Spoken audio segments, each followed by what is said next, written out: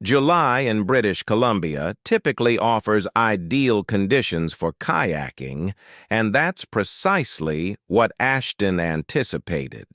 At 26 years old, he was a graduate student in marine biology at the University of Vancouver, dedicating his summer to fieldwork on patterns in lake ecosystems.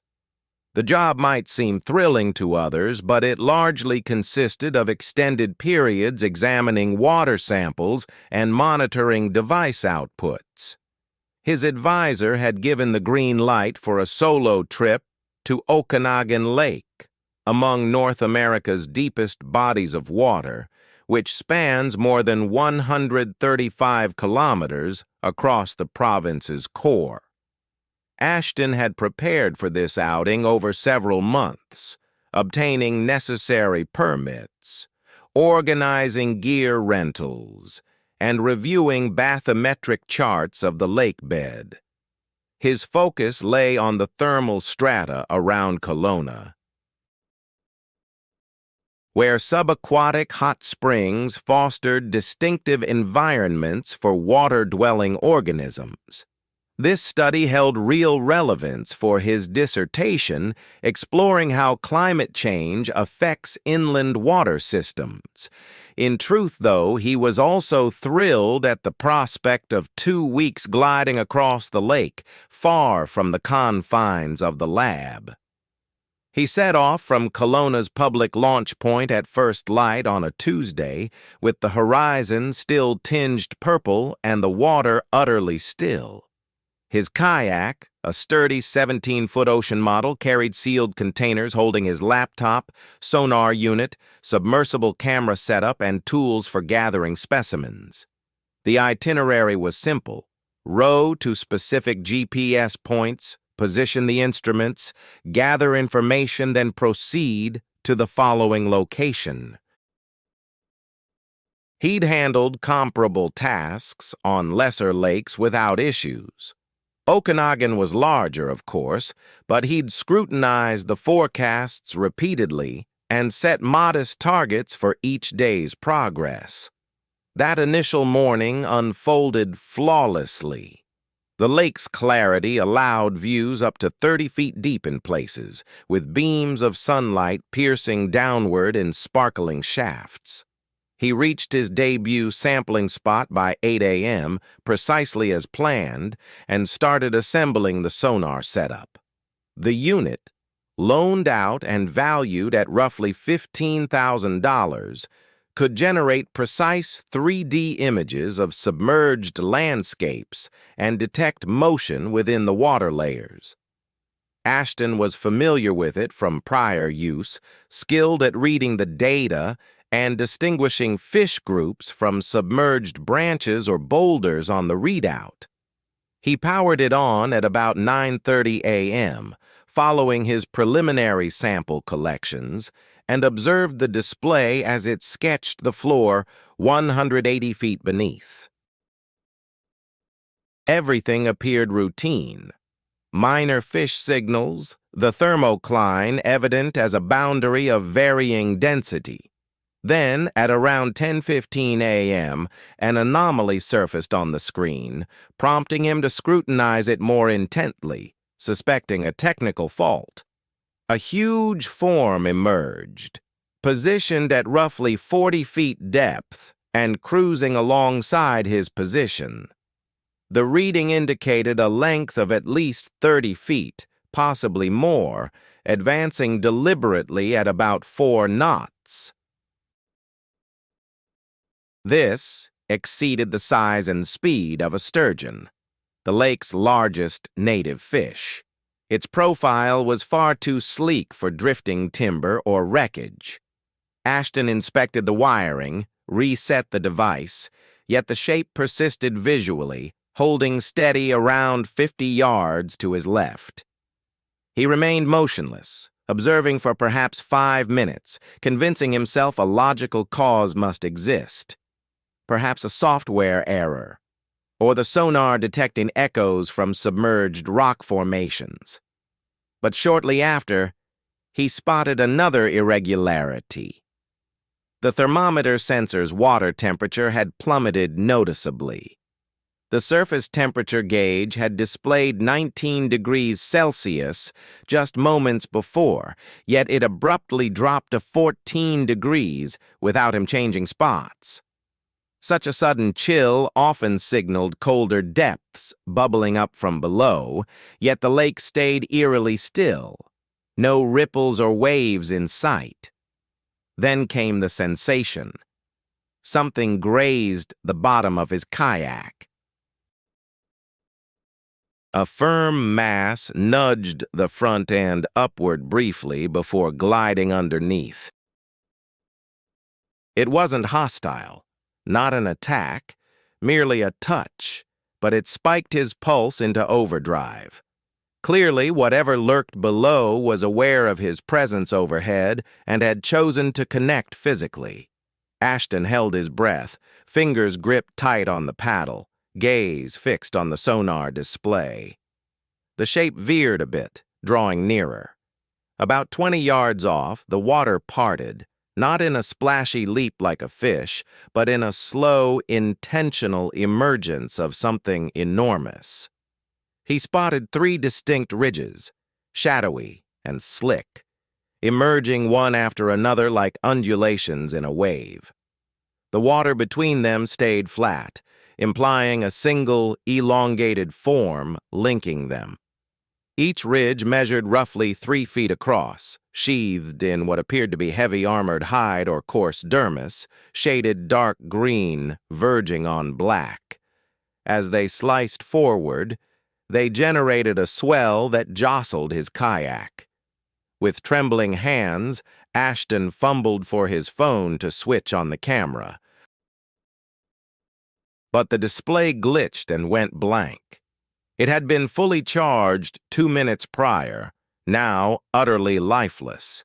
He rattled it and jabbed the button desperately. No response. Glancing back, the ridges had vanished below, but now a new form surfaced nearer to him.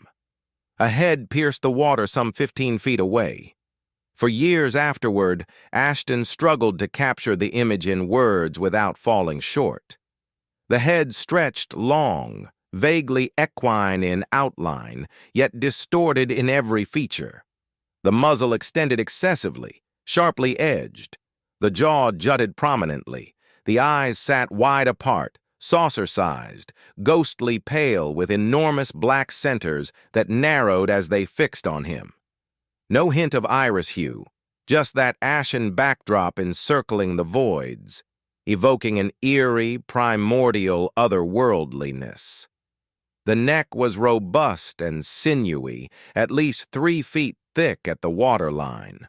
The hide wasn't true scales, but rather layered, tough leather panels. Rivulets cascaded from the head as it ascended further, towering 6 feet over the lake, eyeing him with unmistakable intrigue. Silent, it simply observed. Ashton met its stare, paralyzed, mind reeling as his grasp on wildlife and natural history crumbled instantly. The beast commenced a languid orbit around his kayak, its intense look never wavering. The submerged form churned the water visibly, a dark silhouette he could follow. It finished a complete loop, spanning perhaps a 30-foot circle in no hurry. Ashton glimpsed the sinuous body coiling under the surface with every shift, snake-like yet far more formidable. Even through the depths, the rippling muscles were clear, contracting and expanding in rhythmic surges. On the next loop, it narrowed the gap to around 15 feet. That's when finer traits emerged, amplifying the horror. Flap-like ears protruded slightly from behind the head. Nostrils, 2 slits, flared at the muzzle's tip with each inhale. These mammalian traits clashed with an overall reptilian vibe. It defied all logic in nature. No documented animal blended such elements. During the Third Circuit, it submerged. The head sank fluidly, elegantly, vanishing without disturbance. Ashton hovered, paddle half lifted from the water, poised to paddle furiously anywhere. But to where? The nearest bank lay a half-mile off. The sonar tracked it plunging to 60 feet, then 80. Suddenly it banked and surged upward. Ashton had barely 2 seconds' notice as the depth plunged. It burst up right under his kayak, its back colliding with the base. The craft hoisted fully airborne, soaring perhaps 4 feet high, Ashton clawing for stability. In that fleeting instant, he balanced atop its back, sensing the surging power below, the sheer force. Water flanked him on both sides. He viewed the creature's full span stretching ahead and astern of the kayak, 35 feet, possibly 40, defying belief in its reality. Then he tumbled free.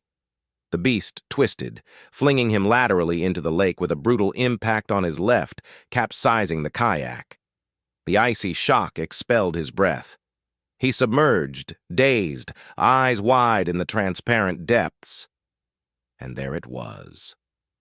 The creature hovered straight beneath, around 10 feet down, its whole form illuminated by the filtered sun. The creature gazed upward at him, its ghostly eyes fixed intently on his spot. Its form was far bulkier than he'd judged from above, with the tail stretching out of sight. Rather than advancing or striking, the beast simply observed him, exuding a sharp awareness that chilled him to the core. Ashton thrust toward the surface, broke through, gulped down air, and swiftly headed for the flipped kayak. Drawing on ingrained practice from flip drills, he flipped it over, pulled himself aboard, and started stroking away. He kept his rhythm controlled and strong, not wild thrashing.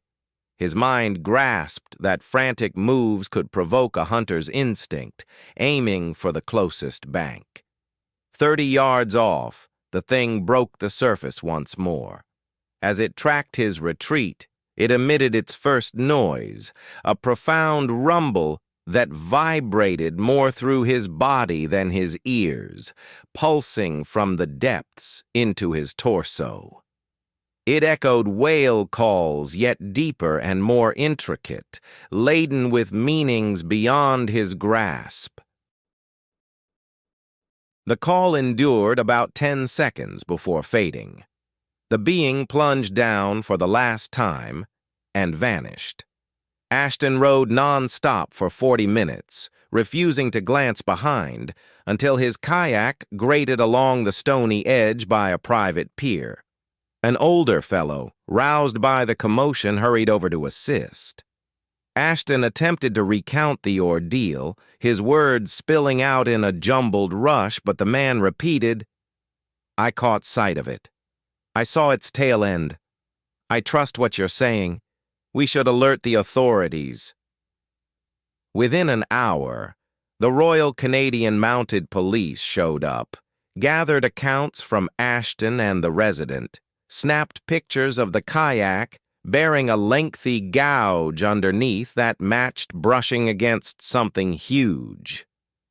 They handled it all methodically and precisely, though Ashton detected doubt in their faces.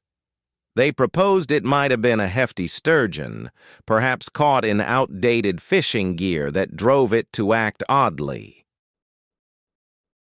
The resident pushed back, firm that no fish resembled what he'd glimpsed.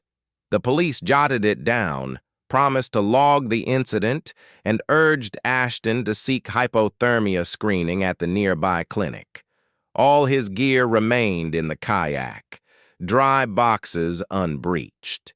He salvaged it all save his phone, which stayed lifeless with no sign of moisture harm.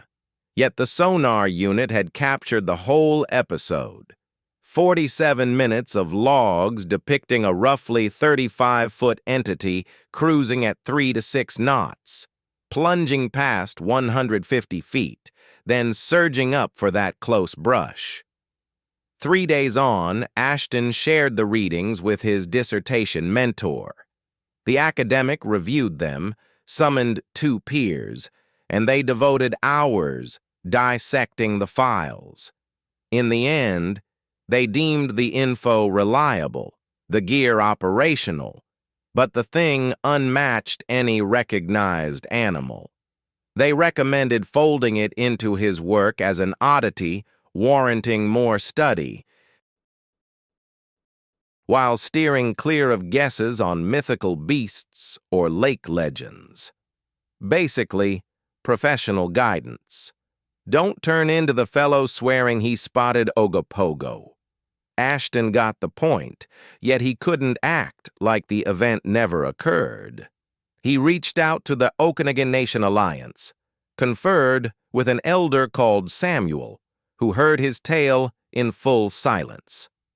Upon conclusion, Samuel inclined his head and remarked, quote 1, "Had hunger or ire stirred him, you wouldn't have made it back."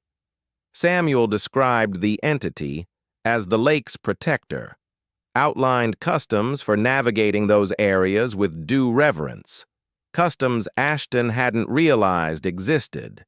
He was warned against venturing solo into that stretch again, as Naha Ike recalls intruders in his domain. 3 years have passed since that dawn on Okanagan Lake. Ashton finished his dissertation, earned his degree, and landed a role at Fisheries and Oceans Canada, focused on near-shore ocean habitats. Lake studies are behind him now. He attempted one modest effort on Kooten Lake and suffered a full-blown anxiety fit just prepping the kayak. He simply couldn't manage it.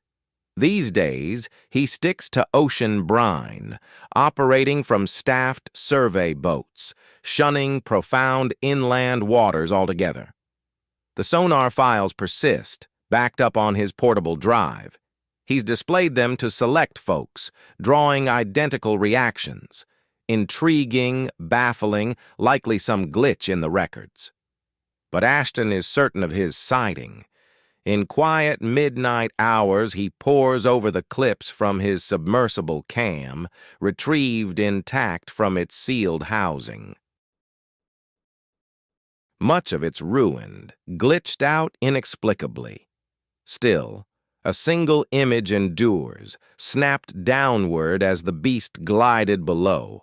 A colossal silhouette weaving through the turquoise depths, outsizing any creature science has ever classified.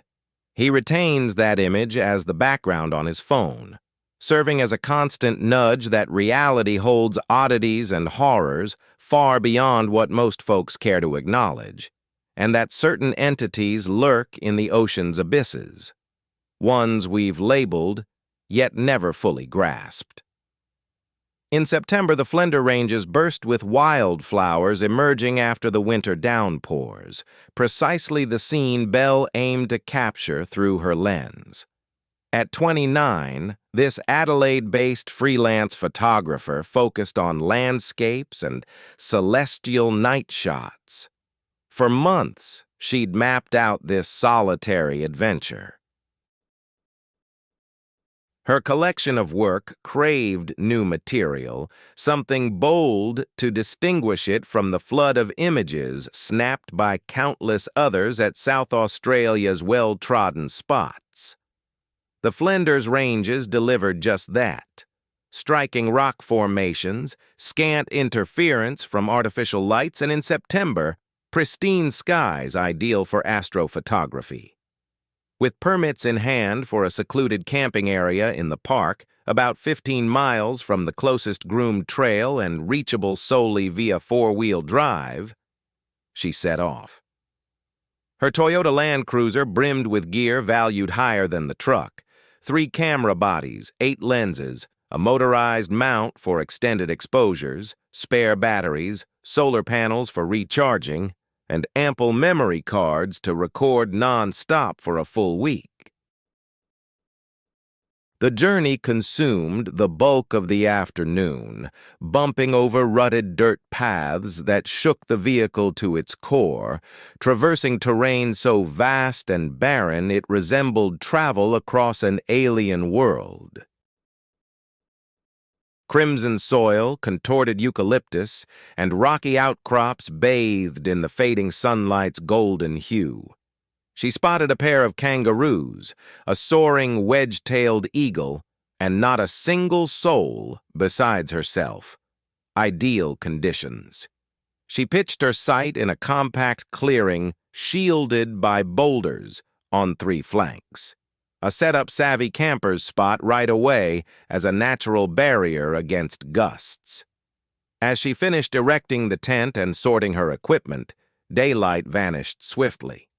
That abrupt fade common in arid zones where dusk barely lingers 20 minutes before night engulfs everything.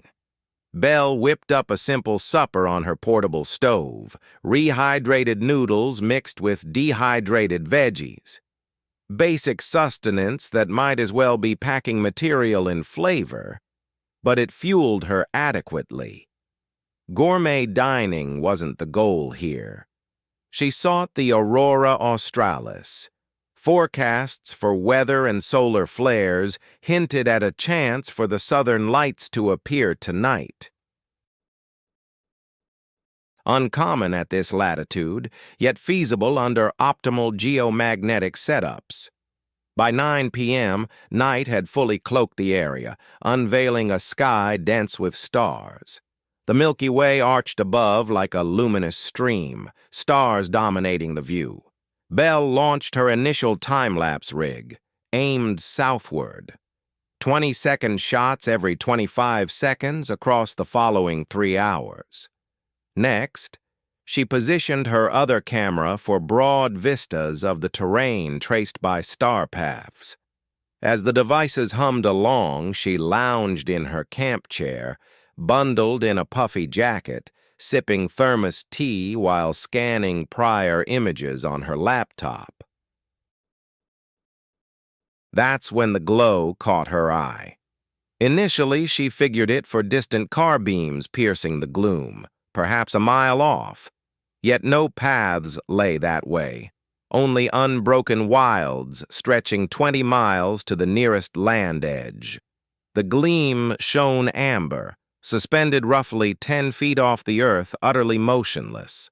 She observed it for a full minute, then 2, with no shift. So, not a car. Perhaps a lantern from some fellow shutterbug, but her documentation confirmed sole access for her in this zone over the coming week. Rising, Belle stepped to the camp's perimeter for a clearer look. Then the light stirred, not drifting randomly like debris in the breeze, but deliberately, sliding sideways across about 50 yards in just 3 seconds. It paused, lingering once more. A chill prickled her skin, that instinctive alert surging before the mind catches up to a threat. Now the light advanced on her position, unhurried but relentless, narrowing the gap. Up close, its nature sharpened. No harsh beam from a torch or lamp, but a hazy, radiant sphere, edges blurred, throbbing faintly as the amber hue waxed and waned. Drawing within 200 yards, she realized her camera power was fading fast. Both units had been at full capacity mere minutes earlier. Now they dipped under 30%. Utterly implausible. Lithium-ion cells couldn't deplete like that without major malfunction. The air chilled abruptly. Her exhales formed visible puffs. Despite her jacket built for -10 degrees Celsius, desert evenings cooled, sure, but never plunged this sharply, this suddenly. The light pressed on, and a sensation built, not quite noise, but a thrum. A deep bass resonance vibrating through her torso, her jaw, akin to proximity to a thundering bass speaker. It churned her stomach, muddled her senses. She snatched her phone from her pocket, figuring she ought to capture this moment. Yet the display remained dark and lifeless. It had shown 87% battery just earlier. She pressed the power button firmly, but no response came. The glow was now about 100 yards off, and she noticed it wasn't solitary. 2 additional lights had emerged, positioned on either side of the original. Each shared the identical amber hue, hazy outline, and deliberate motion. A chill of dread crept over her as she realized they were maneuvering, encircling her campsite in a triangular setup. Belle retreated toward her tent, her gaze fixed on the lights, desperately trying to make sense of the sight. Her logical mind, the part honed as a photographer familiar with lenses, shutter speeds, and how illumination acts, was grappling to comprehend it. Illumination doesn't act like this. It lacks purpose in its motion. It doesn't obstruct your way, yet that's precisely their intent. The trio of spheres now outlined a boundary around her sight, each stationed roughly 40 yards out, trapping her inside. She found herself at the heart of a triad of anomalous lights, deep in the South Australian outback, cut off from contact, with malfunctioning devices and zero rationale. The buzzing grew louder, accompanied by a mounting pressure, akin to the drop during a flight's descent, but far more intense, squeezing her eardrums from within. She clapped her hands over her ears, to no avail. This wasn't mere noise from outside. It was different, vibrating at levels she sensed bodily, beyond audible range. Suddenly, the light started throbbing in unison. All 3 flared and faded together, once every second, mimicking a pulse. With every throb, her queasiness surged. Belle sank to her knees, head spinning, sight blurring. She fixed her attention on the soil ahead, seeking solid ground, a tangible anchor. But even that felt off. The shadows from the 3 sources were shifting. Not in tandem with the lights, but on their own, gliding over the earth in ways that ignored their origins. Shadows never detach from their casters. Physics forbids it. Yet these ones did, elongating and shrinking, probing toward the triangle's core where she crouched, dark tendrils unfurling from beneath each orb. She glanced at her watch. The vintage mechanical Seiko passed down from her father, independent of batteries. Its second hand ticked onward, but erroneously, sweeping in reverse against the clock. She observed it finish one backward circuit, then a second. Chronology was malfunctioning. She lifted her eyes to the stars for orientation, for reliability, only to find the stellar paths halted. The prolonged shots on her camera ought to capture arcs as the planet turned, but the stars hung motionless, pinned in place. Either the planet had ceased spinning or some force was distorting her sense of duration. Both defied reality, yet reality bent. The 3 lights resumed their advance. Abandoning the triangle's vertices, they drew inward, narrowing the enclosure.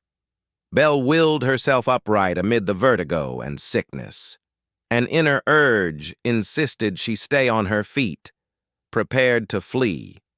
Though escape seemed futile, the lights were now 20 yards distant, near enough for her to sense warmth emanating from them amid the icy chill. Genuine heat, as if beside a blaze. Her bare skin tingled under its touch. Then they fused.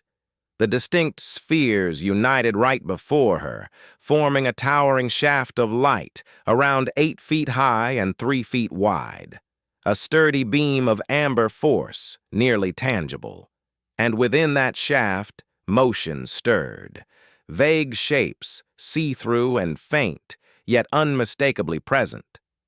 Silhouettes resembling humans, several entities gliding inside the glow like swimmers in depths. One detached from the group, drifting to the shaft's rim, advancing on her. As it neared the divide of radiance and shadow, its form sharpened. Human-like, indeed, but distorted. Extremities overly extended, bends at joints impossible for human frames. The skull stretched unnaturally, no discernible traits, merely a sleek egg where features belonged. The entity leaned into the light's frontier, probing like against an invisible wall, and a portion breached it. An appendage, claw-like with excessive, spindly digits, protruded from the luminous pillar into the tangible realm, stretching for bell. Paralysis gripped her. No flight, no cry escaped. The entity's grasp hovered 3 feet from her visage, digits lengthening, and she peered through its translucence like stained panes. In its wake, the rest surged ahead, jamming the barrier, all straining toward her. Then came the sounds. Voices. Unfamiliar. Not English or any tongue she knew, but vocalizations all the same. A chorus of hushed voices murmured all around her, dozens blending into a rustle reminiscent of wind rustling through brittle grass. Yet unlike the wind, these sounds shaped themselves into words, laced with a frantic, pleading edge. The murmurs swelled in volume and insistence, amplifying the throbbing ache inside her skull until it felt ready to shatter from within. Blood started dripping from her nose. She tasted the metallic tang, sensed the sticky heat sliding across her mouth. Those shadowy forms were straining to convey a message, pushing to cross over completely, and she knew without doubt that success for them meant dragging her into that glowing pillar, after which she wouldn't emerge as the person she was, or as anything remotely human. An old saying from her grandmother surfaced in Belle's mind, a piece of indigenous lore handed down from her mother's side. Ignore the entities that summon you after dark. Refuse to respond or interact. Without your focus to sustain them, they can't take solid form. She squeezed her eyes shut, overriding the primal urge to keep staring at the danger. Pivoting away from the radiant shaft and the grasping silhouettes, she launched into the lone prayer etched in her memory from youth. Scriptures her mother had shared, Church of England lines invoking safety and rescue. Faith in them wasn't the point.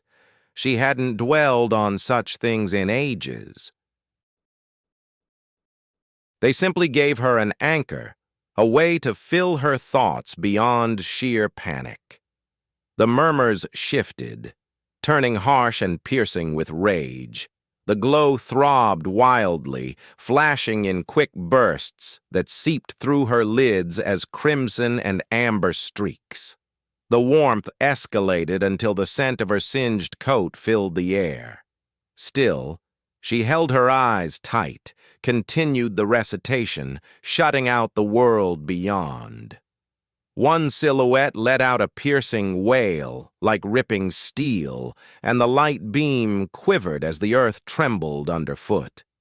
She dropped to her knees once more, yet she pressed on with the prayer, the phrases spilling forth on autopilot as her awareness withdrew to a hidden inner sanctum, shielded from the turmoil exploding nearby.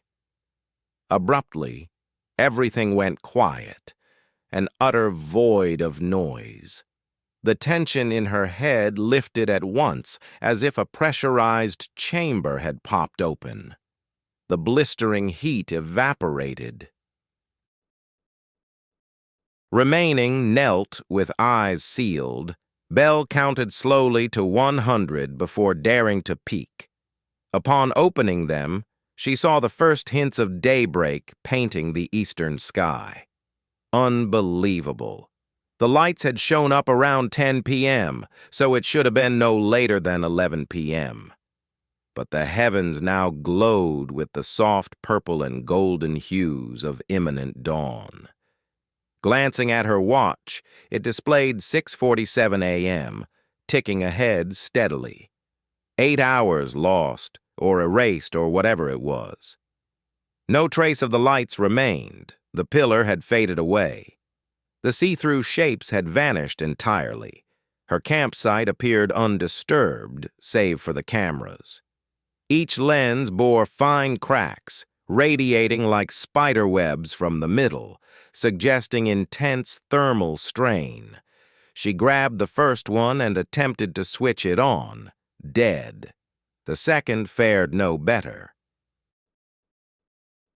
Back in Adelaide, inspecting the memory cards revealed them wiped clean, not just damaged. Every image from the past 3 days deleted. Dismantling camp became a rote task, her body moving on instinct while her thoughts reeled from the ordeal. Around the tent, impressions dotted the soil, which she captured on her phone, now oddly operational again with the sunrise. They resembled bare human tracks, but distorted, 6-toed, with stretched soles encircling the whole site. A few sat mere steps from her kneeling spot.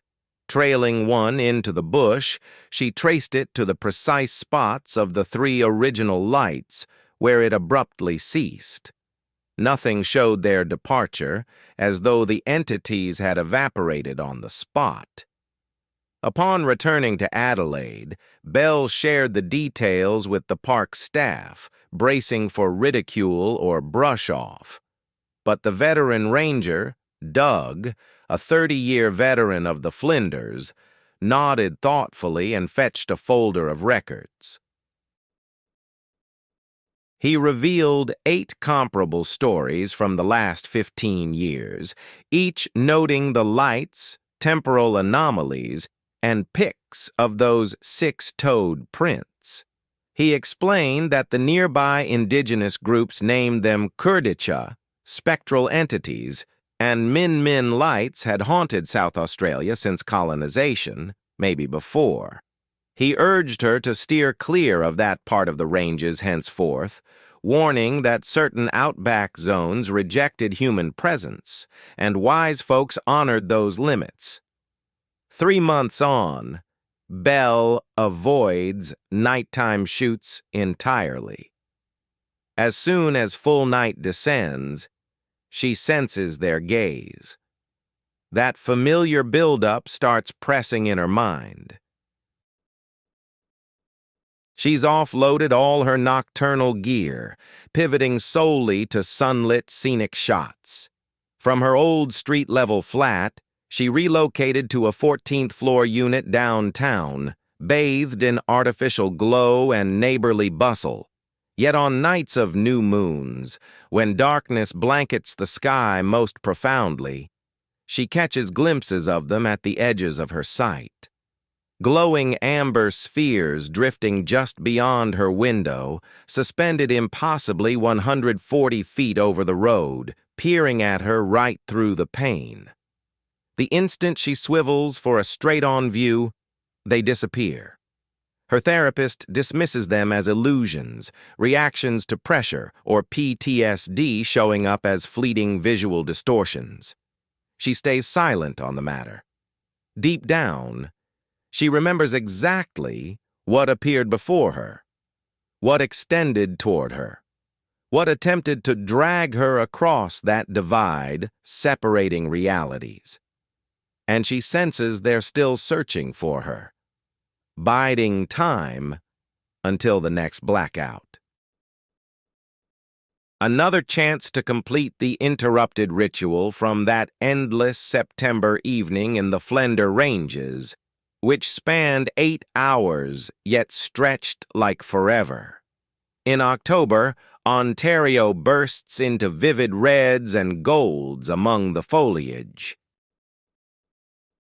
That's precisely the spectacle Declan and his lifelong buddy Marcus anticipated during their 5-day hiking adventure across Algonquin Provincial Park. At 31, Declan served as a geology specialist at the University of Toronto, while Marcus coded as a software developer for a city center company.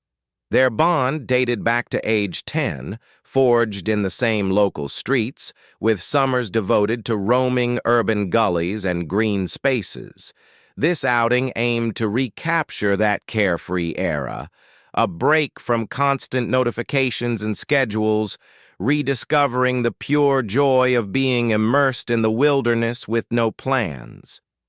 They selected a circuit path winding through the park's most secluded zones, roughly 45 miles across 5 days, traversing ancient woodlands and skirting solitary ponds where solitude could last for days without spotting anyone else.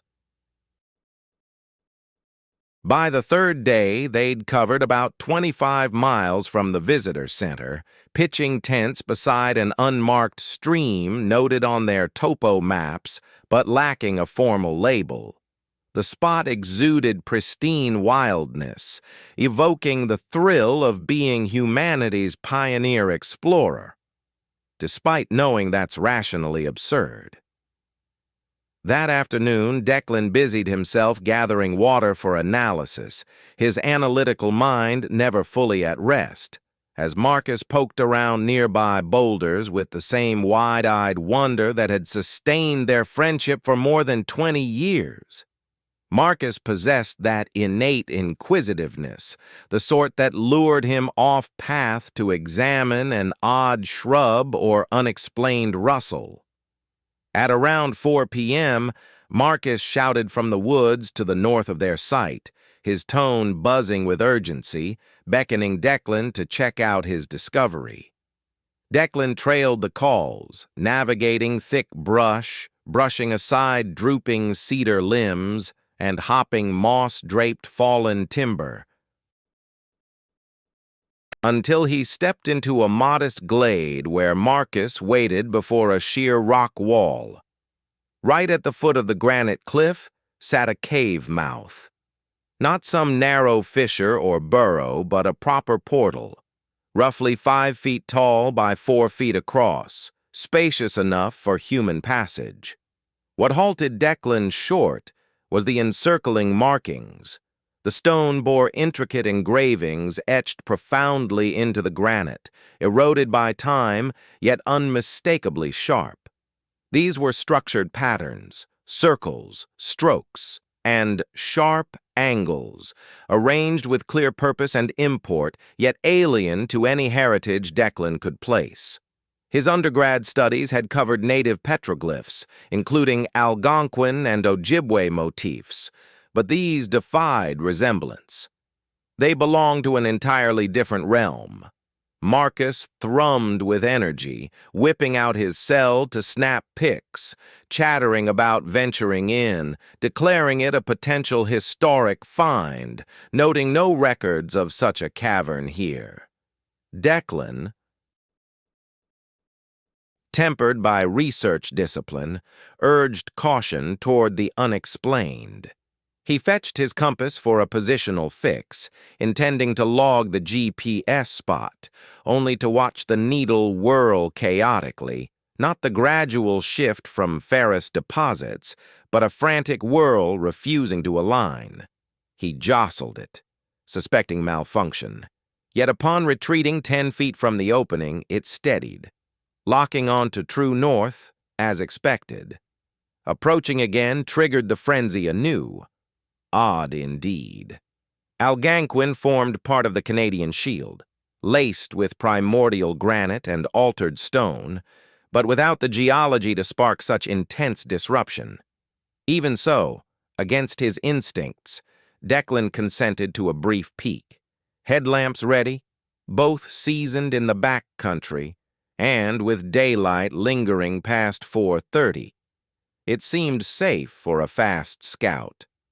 They ignited the lights and slipped within, Marcus ahead and Declan close behind, stooping to navigate the threshold. The shift hit right away. The interior felt noticeably warmer than the crisp outer chill, which defied expectation. Ontario's caves usually hold a steady chill throughout the seasons, hovering around 10 degrees Celsius. But this one registered nearer to 20, surprisingly mild and even inviting. The tunnel sloped downward at an easy angle, its ground polished smooth by time, while the walls tapered in a bit the further they went. About 30 feet along, it widened into a room. Roughly round in shape, the space measured around 15 feet across, with a vaulted roof peaking at 10 feet in the middle. Every inch gleamed with markings. Far beyond the sparse etchings at the entry, these filled the walls from base to top, layering over each other in intricate webs that strained Declan's vision when he stared too long. The motifs echoed the outer ones, yet grew more intricate, more detailed. Several wove in shapes resembling stretched human forms, long-limbed and oversized-headed. Marcus dragged his palms across the engravings, fingers delving into the cuts, and Declan picked up on his buddy's odd shift. Fixated. Over and over, Marcus revisited the same designs, his touch looping endlessly, breaths drawing out long and heavy. Declan proposed snapping pics of the finds for now, then heading back in the morning geared up properly, perhaps alerting the park rangers to this find. But Marcus stayed silent, oblivious to the words. His gaze locked on a wall patch ruled by a massive glyph, a coil with spokes fanning out. Soft murmurs escaped his lips. Declan edged nearer, probed what the mutterings meant, and Marcus swung around, his look sending Declan reeling back on reflex. The man's pupils had blown wide under the glaring lamps, gaze vacant, features drained of all feeling. Quote 2. Marcus intoned, his tone flat and alien. Quote 3. A chill raced through Declan's veins like frozen liquid. No prank from his pal, this reeked of deep trouble. He clutched Marcus's arm, gave a light jostle, barked his name sharp to shatter the spell. Yet Marcus brushed him aside and pressed on into the chamber's depths, toward an overlooked tunnel plunging even lower. Declan's light stuttered, its glow fading though the cells were brand new that day. He tapped it hard. It rallied for a second, then faltered once more. Marcus had vanished into the new corridor, his beam swallowed by a bend, leaving Declan no option but pursuit. All his gut urged flight, escape. Still, ditching his friend wasn't possible. The next stretch squeezed tighter, jagged, stripped of any chiseling or shaping, just raw rock, dropping sharp and slick from dampness. Distant drips pattered forward, rebounding oddly to hint at grand voids ahead. Declan shouted Marcus's name, the call warping back to him, lagged and twisted. Soon the way broadened anew, spilling him into an immense hall, so sprawling his lamp couldn't pierce the distant bounds or heights. There stood Marcus amid it all, rooted in place, back turned. "Marcus, time to go, right now," Declan urged, steadying his voice against the fear gnawing inside. No stir, no reply. Declan inched forward warily, circled to view the face, and reeled from the sight. Eyes wide but upturned, whites alone visible. Jaw drooped loose, breaths matched to an unseen rhythm. A profound thrum vibrated the stone beneath Declan's feet, more than it rang in his ears. Steady throbs, akin to an enormous pulse. It emanated from buried roots delving into unfathomable black. Marcus synced to it flawlessly, torso heaving in lockstep, as though merged with the source. Declan seized his face, demanded eye lock, yelled his name, and for an instant, a spark, focus returned. Quote 5. Marcus rasped, his true timbre piercing through. "Flee while you can, Declan. It senses us. It's on its way." Then their eyes flipped white once more, lips parted.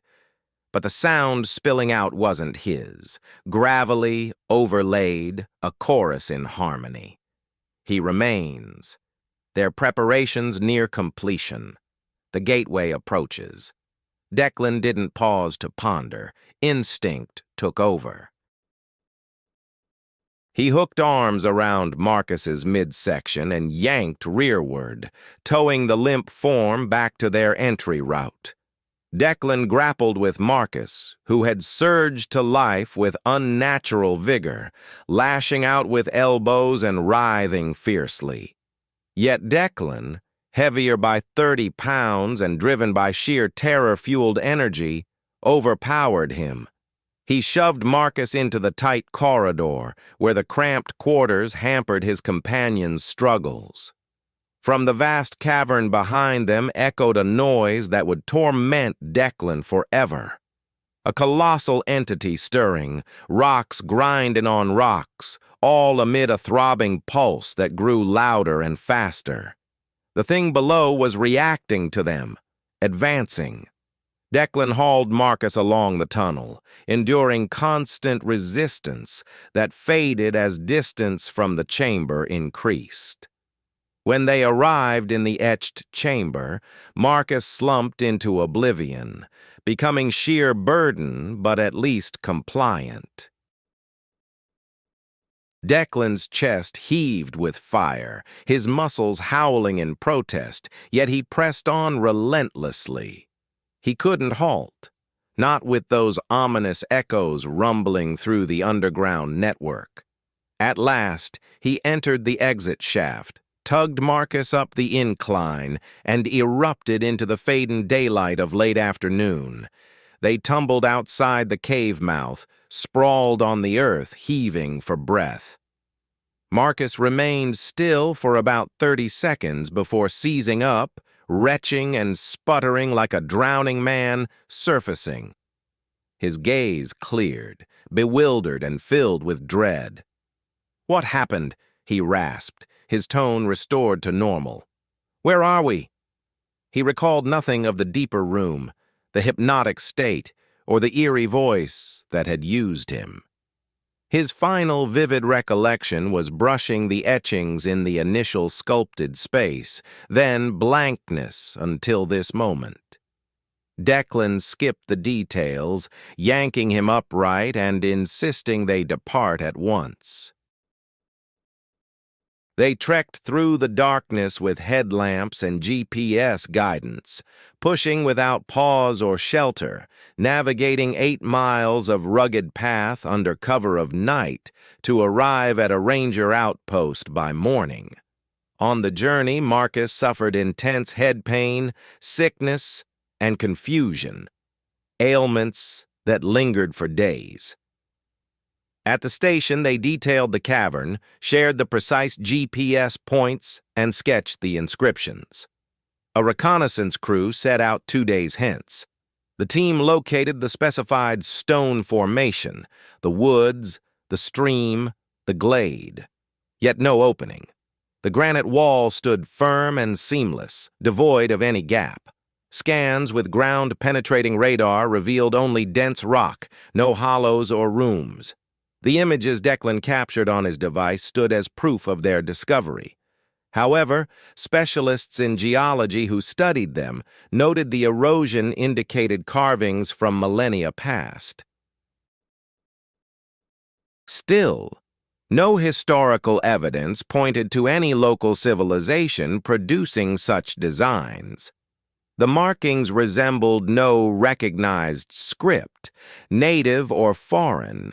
Linguists deemed them arbitrary, ornamental, devoid of purpose. But Declan was certain of the horror he'd witnessed, the entity voicing itself via Marcus, the presence lurking in that abyssal vault. Marcus received full medical scrutiny, scans, brain exams, all results unremarkable, save for a 6-hour void in his recollection that counseling or regression failed to bridge. After the incident, Marcus transformed. He began wandering in his sleep, discovering sketches of the cavern's motifs on his walls, papers, even gouged into furnishings with keys or coins. Acts he couldn't remember. The patterns emerged repeatedly overnight. Whispers invaded his dreams, that resonant, multifaceted tone from the depths, commanding him to go back and complete the breach. He fled his place, seeking refuge with his family, too frightened for solitude. Declan and Marcus now exchange few words. Their bond, shattered by the ordeal, shows no mending. Marcus resents Declan for the forcible extraction, insisting he was destined to remain, that they'd disrupted a vital right. Declan believes he preserved his buddy's body or essence. Marcus views it differently these days. In quiet hours of night, Declan pores over satellite views of those coordinates, scrutinizing the spot for the vanished portal. The woodland appears ordinary, untouched. The cliff through the branches betrays no flaws. Yet each full moon brings Marcus's identical text, bare GPS data for the site. Nothing more. Declan recognizes the pull endures on his friend, that the anomaly in those impossible depths hasn't relinquished its claim. He erased the pictures from his phone, wrecked the storage chip, but they endure in his thoughts. The motifs are etched indelibly within him, and at times shutting his eyes summons their shift, their reconfiguration, straining to convey a message he fights to ignore. In the heart of the Daintree rainforest during February, the air hung with humidity so dense it clung to your skin like a second layer. That's exactly what hit Piper as she emerged from the research vehicle at their base camp. At 27, this herpetologist from the University of Brisbane was on a 3-person team investigating endangered frog species in one of the planet's most ancient rainforests.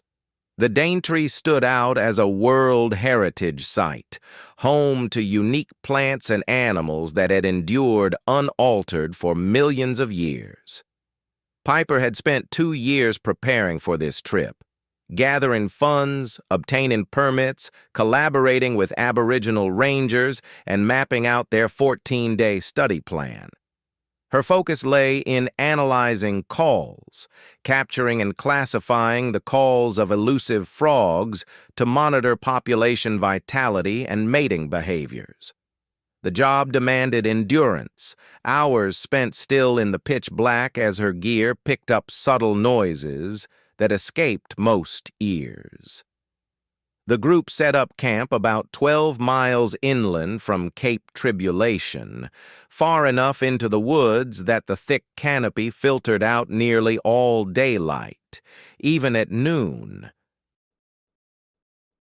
leaving an eternal dusk under the towering trees. Their setup included 3 tents, a communal cooking spot, and Piper's audio rig by a nearby stream where key frog species had been spotted. Her 2 colleagues, both senior men specializing in water quality tests, stuck to daytime shifts and turned in early after sunset. This left Piper solo for her nighttime recordings, perched in the shadows with headphones clamped on, adjusting levels and jotting down observations of the frogs' calls.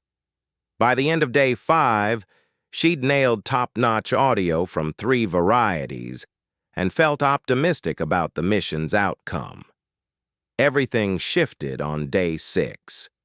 Over breakfast, one of the men spotted an oddity by the stream and waved Piper and the other over, gesturing to the mud along the bank.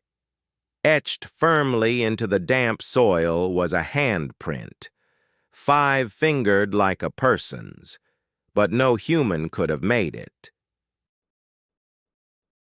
The thing was enormous, stretching at least 14 inches from wrist to tip, with the thumb set lower than any anatomy Piper knew. The digits looked robust, the imprint revealing tremendous force, sunk so deep it suggested a hefty weight behind it. She snapped photos from various views, aligning her hand alongside for comparison, and a chill gripped her gut as she saw her whole palm nestling inside just the base of this one. The team poked around the site for an hour, uncovering more signs of a big creature passing through camp overnight. Branches 9 feet up were snapped, revealing fresh, pale wood under the rough exterior. The breaks were sharp and intentional, not ragged from weather. Something had gripped limbs as thick as a wrist and cracked them effortlessly. A subtle odor lingered too, catching on the breeze at just the right moment. It evoked the reptile exhibit at a zoo, that blend of beastly scent and decay, but intensified, almost overwhelming. Their weekly Aboriginal Ranger check-in wasn't scheduled for 2 more days, leaving them without quick access to indigenous insights on whatever left the print. That evening, Piper deployed her equipment per routine but scooted nearer to the tents within view of the camp lights. Her teammates lingered up past their usual bedtime, all rattled by the morning's find. By 11 p.m., the woods fell utterly quiet. Piper clocked it right away. Nighttime hush was rare in the Daintree. Normally, the rainforest buzzed with a chorus of bugs, birds, and amphibian tunes. Yet in under 30 seconds, it all stopped dead. An absolute void of sound. The sort that amplifies your heartbeat as your ears hunt for any hint of life. Then came the footfalls. Deliberate, weighty steps from a 2-legged walker crunching through the underbrush roughly 50 yards off. Not the nimble bounds of a wallaby or the lumbering stride of a cassowary, both locals to the region. These were ponderous and purposeful, each impact vibrating the earth with a dull thump. Piper went rigid, her fingers fumbling to douse the lantern by her setup.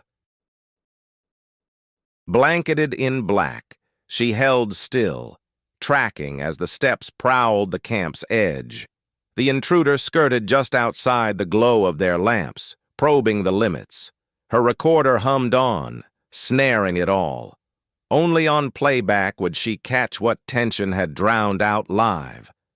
Rasping breaths. Profound, laborious inhales at a pace no human could match. Every breath it took came out as a puffing noise that the microphone picked up clearly from 40 yards off. The footfalls halted on the far edge of the campsite. For a solid minute or so, everything stayed still. Then a chilling noise froze her veins, a deep, growling rumble like far-off thunder. It climbed higher, twisting into something like a howl, but not exactly. A mix of a huge monkey's call and a massive feline's roar, yet distorted, eerie. That eerie call went on for about 10 seconds, reverberating across the woods, and Piper spotted motion, a dark shape peeling away from the trees, enormous. Standing tall, stepping into a narrow clearing lit by moonlight filtering through the branches. For a brief instant, just 3 seconds perhaps, she got a good look. The silhouette towered 8 or 9 feet high, with shoulders impossibly wide, its body draped in coarse, tangled fur or hair in heavy clumps. The limbs dangled excessively long, swinging beyond where a person's knees would end, terminating in paws that appeared grotesquely huge even for such a hulking frame. The thighs were sturdy and powerful, curved a bit like a gorilla's, yet they supported upright walking. And the face, what she glimpsed before it slipped back into the gloom, was a horrifying blend of human and simian traits. A prominent brow shelf that hid the eyes in shadow, a broad, flattened nose and lips stretched too far across, revealing fangs that gleamed in the moon's glow as it let out another cry. Piper held her scream, stayed rooted, hardly daring to inhale. An ancient survival urge, beyond rational fear, locked her in place, knowing that drawing the beast's notice could spell disaster. The entity advanced 3 paces into the camp, each one measured and precise, and she watched the muscles ripple under its pelt, coiling and uncoiling with a strength beyond any person's. It paused roughly 30 feet from her spot, swiveling its head gradually, as though surveying and committing the whole sight to memory. Its gaze snagged the faint light from the fading fire embers. 2 glowing amber orbs hovered in the black, spaced wide apart. Eyes like a wild beast's, but holding a shrewd, aware glint. The being extended one enormous palm toward her hiding place, digits fanning out. And with dread, Piper understood it was aiming right at her, aware of her exact location, even in her frozen state. That's when a voice yelled from inside a tent. One of the team members, roused by the cries, shouted to check if all was well. The figure's head jerked toward the disturbance, and it sank low into a squat, vanishing so swiftly Piper could scarcely follow. Now on hands and feet, it bounded off from the camp in loping strides that spanned huge gaps, each leap propelling it 15 or 20 feet, smashing through the brush that would hinder any ordinary creature but barely impeded it. In moments, it melted into the trees, the only trace being the diminishing crack of snapping limbs. Piper remained there, quivering, speechless as the scientist stepped out from his shelter, inquiring about the racket. She could only gesture vaguely toward the path it had taken, her limbs shaking uncontrollably, barely able to straighten. They passed the remaining hours, clustered in the biggest shelter. Sleep eluded them all, lights blazing, ears strained for any hint of the thing coming back. As day broke, they inspected the spot where Piper had spotted it. The earth was churned. Impressions littered the area. Enormous tracks displaying 5 digits and a rear pad. Unmistakably not from a person, yet clearly made by something walking on 2 legs. The marks looped the full boundary of the site, scores of them, indicating the entity had prowled the edges several times prior to closing in. Certain indents sank so profoundly they pooled with water almost immediately. From those impressions, and gauging the pressure patterns, Piper figured the maker tipped the scales at 600 to 800 pounds. In the direction it had bolted, limbs of trees snapped at over 12 feet up, marking its route as it tore off, navigating the thick jungle overhead with the ease of passing through an open gate. They switched on the emergency sat phone and requested pickup. The indigenous guide touched down via chopper in under 3 hours, with a national park rep in tow. The guide, a fellow in his 50s called David, studied the tracks and gave a solemn nod. Quote 8, he murmured, invoking a local word. He shared that the Kuku-Yolanji folk, the long-standing custodians of these lands, held stories of such entities stretching back countless years. They weren't mere beasts, precisely, but entities straddling the line of person and wildlife, protectors of secluded woodland realms where people ought not venture. And he noted that Piper's group had pitched in a zone long shunned by tradition, where rites for seeking entry were required. Rites omitted from the study approvals since modern research dismissed such customs. The group rushed to pack up, leaving behind costly gear in their frantic escape. The chopper required 2 runs to haul out all their belongings, and Piper gripped her recording gear tightly throughout, aware she'd documented something truly remarkable. Upon returning to Brisbane, she passed the audio files and photos to her thesis supervisor, who reviewed them with growing unease. The supervisor forwarded duplicates to a primatologist associate who studied the calls and determined they didn't match any documented primate. The sound characteristics pointed to a vocal apparatus bigger and uniquely configured compared to any recorded ape. A forensic anthropologist scrutinized the footprint images and declared them either sophisticated fakes or signs of an unidentified upright walking creature, and he declined to guess which. Meanwhile, Queensland Parks and Wildlife discreetly placed the zone on a limited access roster, blaming it on an active environmental survey. 4 years have passed since that February evening in the DNR. Piper finished her studies, released articles about the frog studies without hinting at their other findings, and joined a wildlife preservation group focused on shoreline initiatives. She steers clear of rainforest expeditions now, unable to summon the will to re-enter that habitat, even though she's adored it from her early days. She attempted it once, joining an effort in another part of the Daintree, but suffered a full-blown anxiety episode while pitching her shelter. Noises like snapping limbs in the dark, ponderous steps, or even big canines strolling by her building set off instant terror in her. One image remains on her computer, the sharpest capture of the enormous palm mark, with her own hand next to it for comparison. At times, she shares it with folks at symposiums, observing their responses.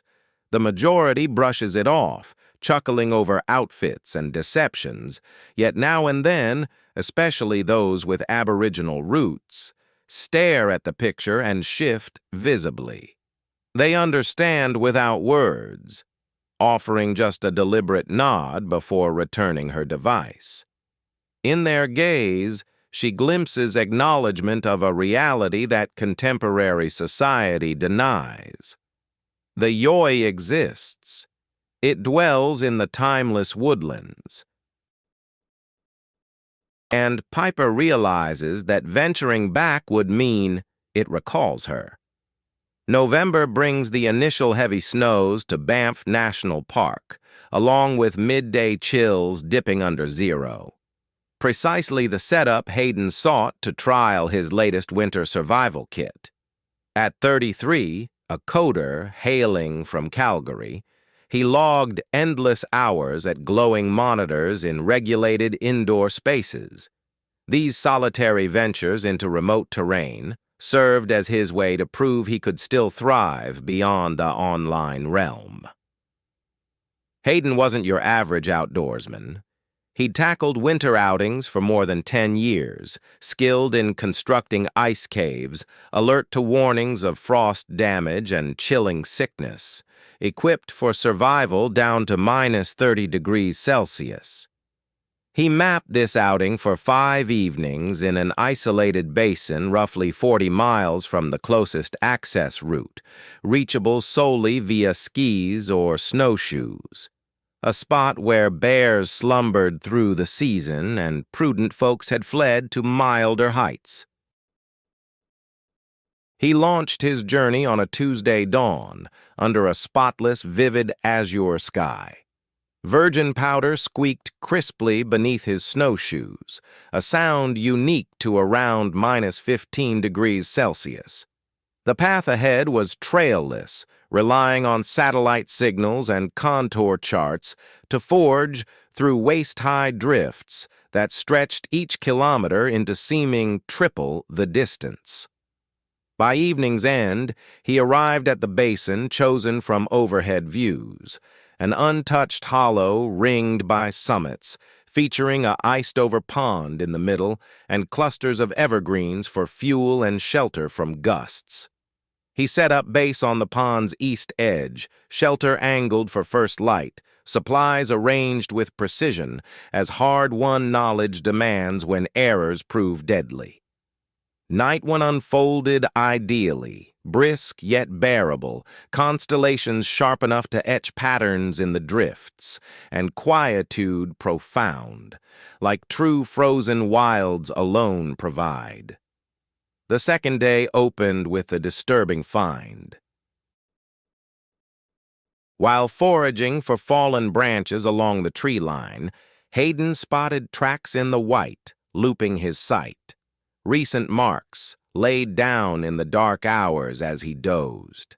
They resembled bare human feet in scale, illogical given the night's plunge to minus 20 degrees Celsius, when bare flesh would numb and blacken swiftly. He inspected them thoroughly, snapping shots of the crispest ones.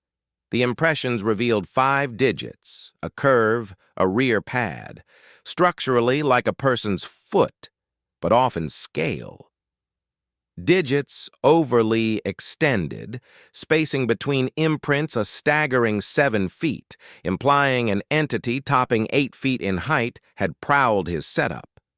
He trailed the tracks into the woods for about 100 yards, noting their path snaking past trunks before vanishing suddenly against a towering fir.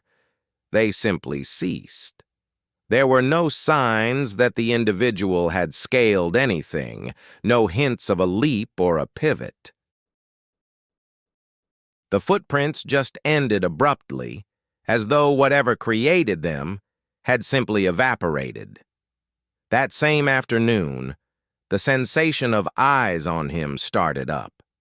Hayden had felt this kind of thing in the past, that nagging itch between the shoulder blades urging you to glance back, braced for a figure lurking there. But now it lingered without pause, an unyielding pressure.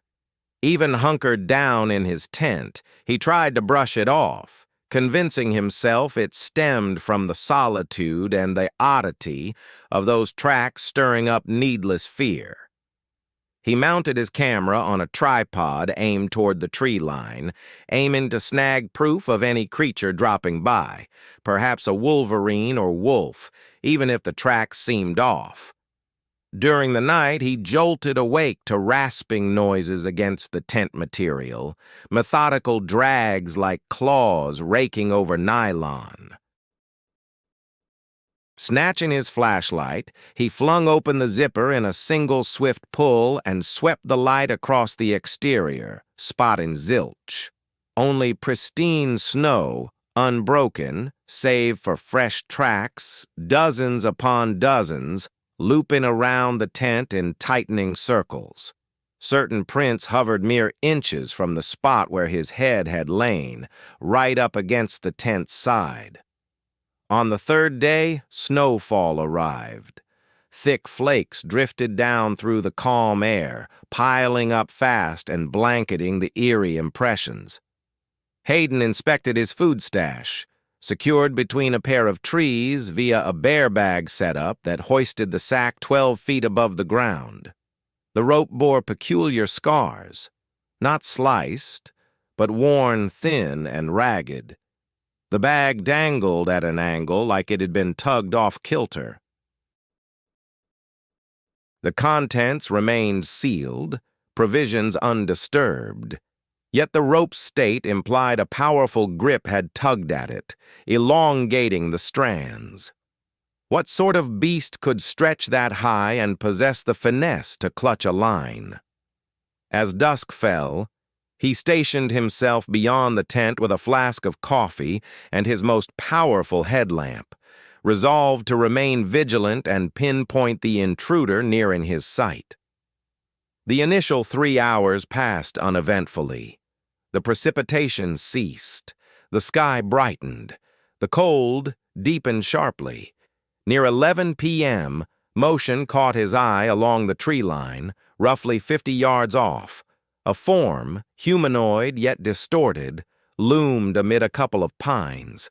Hayden couldn't discern features, only an outline blacker than the night around it, lofty and wide. He shouted into the emptiness, his words feeble against the expanse, inquiring if aid was required. Perhaps a fellow hiker in distress. The figure stayed mute, immobile, rooted in place. When Hayden trained his headlamp straight on it, the shape glided laterally behind a trunk with eerie grace, vanishing instantly. He held steady, beam fixed on the area, yet no reappearance followed. After 20 minutes, he chalked it up to illusions from shadows and pale moonlight, fatigue playing tricks on his senses. Retreating to the tent, still clothed, he burrowed into his sleeping bag up to his neck, yet couldn't dispel the gnawing certainty that disaster loomed. The fourth night delivered the most harrowing ordeal. At 2:47 a.m., Hayden stirred to respiration sounds right outside his shelter, methodical and steady, far from any breeze. He froze in place, straining to the rhythm of inhalation and exhalation mere inches from the fabric barrier. The breaths carried a damp rasp, akin to labored phlegm-filled lungs, audible even through the double-layered walls. Then a voice rang out from the tree line, his voice, summoning, "Hayden, come out!" An exact echo of his pitch and cadence, like a playback from a hidden device. But Hayden lay inside, silent. He hadn't uttered those words. The call repeated, nearer this time, shifting origins. "Hayden, come out! I need help!" He knew that line. He'd said it verbatim earlier that day, wrestling with a snapped snowshoe strap, requiring both hands to mend it while muttering aloud in the habit of those alone. The entity beyond had overheard and was hurling his own speech back at him. Additional echoes piled on, all mimicking him, forming a swarm of Haydens summoning from various points encircling the tent. Some recycled lines he recalled voicing. Others delivered unfamiliar phrases, yet all in his precise timbre. The impact shattered his mind. To hear himself imploring assistance, vowing things, voicing agony in flawless imitation, but twisted into terror. He pressed his palms to his ears, but the clamor persisted, some murmurs now brushing right against the tent's surface, so intimate he sensed the moisture from the exhales beading on the nylon.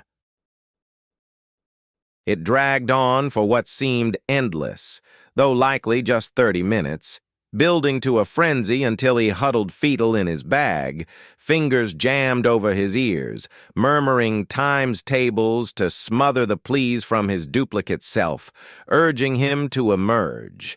Then, nothingness, sudden and total like a cutoff. Hayden lay rigid, braced for the next wave, but quiet, held. At last, daybreak crept in, gradually paling the tent from pitch dark to slate to muted amber.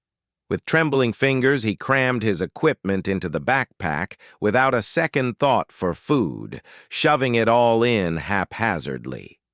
The 9-mile ski trek back felt like a frantic escape as he forged a path through untouched snow, tumbling over and over before hauling himself upright, propelled by an instinctive urge to get back to people. He glanced over his shoulder constantly, half convinced something lurked behind him, and a few times he swore he spotted a lanky shape slipping through the woods alongside his route, staying just out of reach yet matching his speed. By 3 p.m., he stumbled into the trailhead lot, spotting his truck right where he'd parked it, buried under snow but undisturbed otherwise. The road to Calgary passed in a haze. That evening, safe in his apartment, he jolted awake to the sound of his own voice, drifting in from beyond his window. Quote 9. He was on the 3rd floor. No way anything could be out there. He didn't dare check, instead yanking the pillow over his face and enduring until morning. The eerie echoes of his voice persisted for months, striking only at night and fading slowly, though they never completely vanished. He turned to white noise devices for sleep, relocated to a different place, and ditched all his outdoor stuff. Medical tests revealed nothing wrong physically or mentally, no signs of mental breakdown, but the hauntings dragged on. 2 years on, Hayden hardly resembles the bold explorer he used to be, the one who figured he had the wild figured out. These days, he sticks to remote work, venturing out seldom, gripped by intense fear of mirrors and taped sounds of himself. Occasionally, anonymous emails arrive, empty except for recordings of his voice uttering words he's never spoken, foretellings, cautions, intimidations, all in his exact inflection. He's quit sharing the tale, aware of how insane it seems, certain no logic explains it. Deep down, he grasps what transpired in that remote valley. Something zeroed in on him there, observed him closely, absorbed his essence, and isn't done toying with him. The peaks he adored now stir a profound terror, underscoring how little we truly know about the entities coexisting on this planet. April brings milder weather to the Blue Mountains, along with the onset of stunning fall colors, precisely the scenes Quinn aimed to immortalize through her adventure shots. At 24, the Sydney-based freelancer focused on shadowy realms like caverns, derelict shafts, and spots few would dare explore. Her collection featured striking shots from sites throughout Australia and New Zealand, showcasing hidden underground wonders illuminated to highlight their untouched splendor. This trip to Jenoline Caves promised to elevate her career. She'd obtained special overnight entry to off-limits zones, sealed off from typical sightseers due to fragile structures and tricky paths. It was a rare shot to document glowing life forms and ancient mineral growths evolving in isolation for millennia. Quinn pulled up at Jenoline as evening fell, briefing with the site official who ran through guidelines and limits. Graham, a grizzled fellow in his 50s, appeared uneasy about the extended stay, repeatedly urging her to honor the demarcations and avoid straying into unauthorized territory. Pressed for details, he grew evasive, citing sheer cliffs and shaky rock, but his delivery hinted at deeper perils than mere terrain. As she departed the welcome area, a local indigenous advisor, serving in a heritage role, pulled her aside with a stark caution. Delving too far into Janine was folly, as watery spirits there resented outsiders. Quinn nodded graciously, but chalked it up inside to folklore with deep roots, not genuine peril. Around 7 p.m., post the final visitor's exit, and after the facility shuttered, she descended into the network. The isolation hit hard and absolute, a hush unbroken save for the Earth's faint pulse, far from any breeze or overhead clamor. She'd scouted the upper galleries on prior runs, familiar with the dimmed lights left running. Her goal lay 3 tiers below, via a constricted crawl through snug gaps designed to deter the uncommitted. 90 minutes of deliberate progress, guided by her lamp and charts, brought her to the subterranean pool, a vast motionless expanse in a vaulted space rivaling a basilica. The water was mesmerizing. Her headlight gleamed off the water's glassy surface, and as she directed it downward, the view plunged at least 30 feet into the pristine, transparent depths. The cavern echoed with silence, broken only by sporadic drips from lofty stalactites, each one sending concentric ripples across the pool. Quinn arranged her camera gear on a protruding stone ledge above the water, angling the lights for extended exposure images that would showcase the remarkable transparency and profundity below. About 3 hours into the session, she was deeply focused on composing shots and adjusting settings when a disturbance stirred below. It wasn't the swift flicker of a fish, but a deliberate, forceful glide, something enormous, generating broad waves of displacement. Though it never breached the top, Quinn went rigid, her beam fixed on the liquid as she stared. This lake wasn't known for harboring major underwater creatures. No schools of fish, just maybe tiny invertebrates, but nothing capable of producing the disturbance she'd observed. She held her breath, scarcely daring to move, until it appeared once more. A vast silhouette, gliding roughly 20 feet deep, tracking alongside the rocky outcrop. The form was enormous and substantial, at least 15 feet in length with a robust build. Her hands trembled as she grabbed the diving camera, built for submerged shots, and edged toward the ledge to capture an image below the surface. The instant the lens dipped into the water, her primary headlamp sputtered and went dark. Fully charged just 10 minutes earlier, now utterly lifeless. A chill seeped into the air, her exhalations fogging visibly in the glow of her reserve light, which she activated with unsteady hands. The pool surged upward, not in chaos, but with intent. On the far side, about 40 feet distant, an entity emerged, illuminated sharply by Quinn's secondary beam.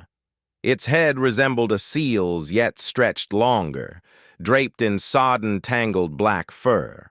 The muzzle jutted out prominently, and as it parted its jaws, curved, discolored tusks emerged from the bottom row.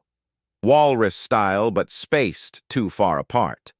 The eyes caught her illumination, Not the usual animal glow of green or yellow, but a golden hue that seemed eerily human, locking onto her and following her reflexive retreat. It emitted a noise, a hybrid of canine yelp and human cry, the cavern's echoes magnifying it until her ears throbbed. With minimal disturbance, it vanished beneath, and to her dread, Quinn spotted several outlines materializing in the depths. She identified no fewer than 4 separate figures, all advancing in unison, encircling her perch. They were signaling, she understood, producing underwater clicks that pulsed through the stone underfoot. The steady throbs reached her soles, forming sequences that hinted at communication or sophisticated signaling at minimum. Directly ahead of her spot, another broke the surface, far nearer than the initial one, perhaps 10 feet off. Up close, the traits defied easy classification in her reeling thoughts. Fur cloaked the frame, but where it thinned, the underlying hide showed pale and coarse, akin to a seal's. The 4 extremities stretched unnaturally long for such an animal, terminating in hand-like structures, webbed digits tipped with talons. As it hoisted its front half onto a hidden boulder, its posture revealed an agility surpassing that of typical pinnipeds. The clicks grew urgent, and the gaze fixed on her as its maw gaped broader, exposing layers of fangs suited for ripping flesh. These weren't the regenerating rows of a shark, but fixed mammalian carnivore teeth, overabundant, with extras lining up behind the front set. It cried out again in that yelping wail, and the companions replied, the chamber resounding with layered howls from all around. In sheer panic, Quinn grasped her predicament. Boxed in on the ledge, flanked by profound water on 3 sides, with the sole escape route a tight crawl space that would leave her exposed.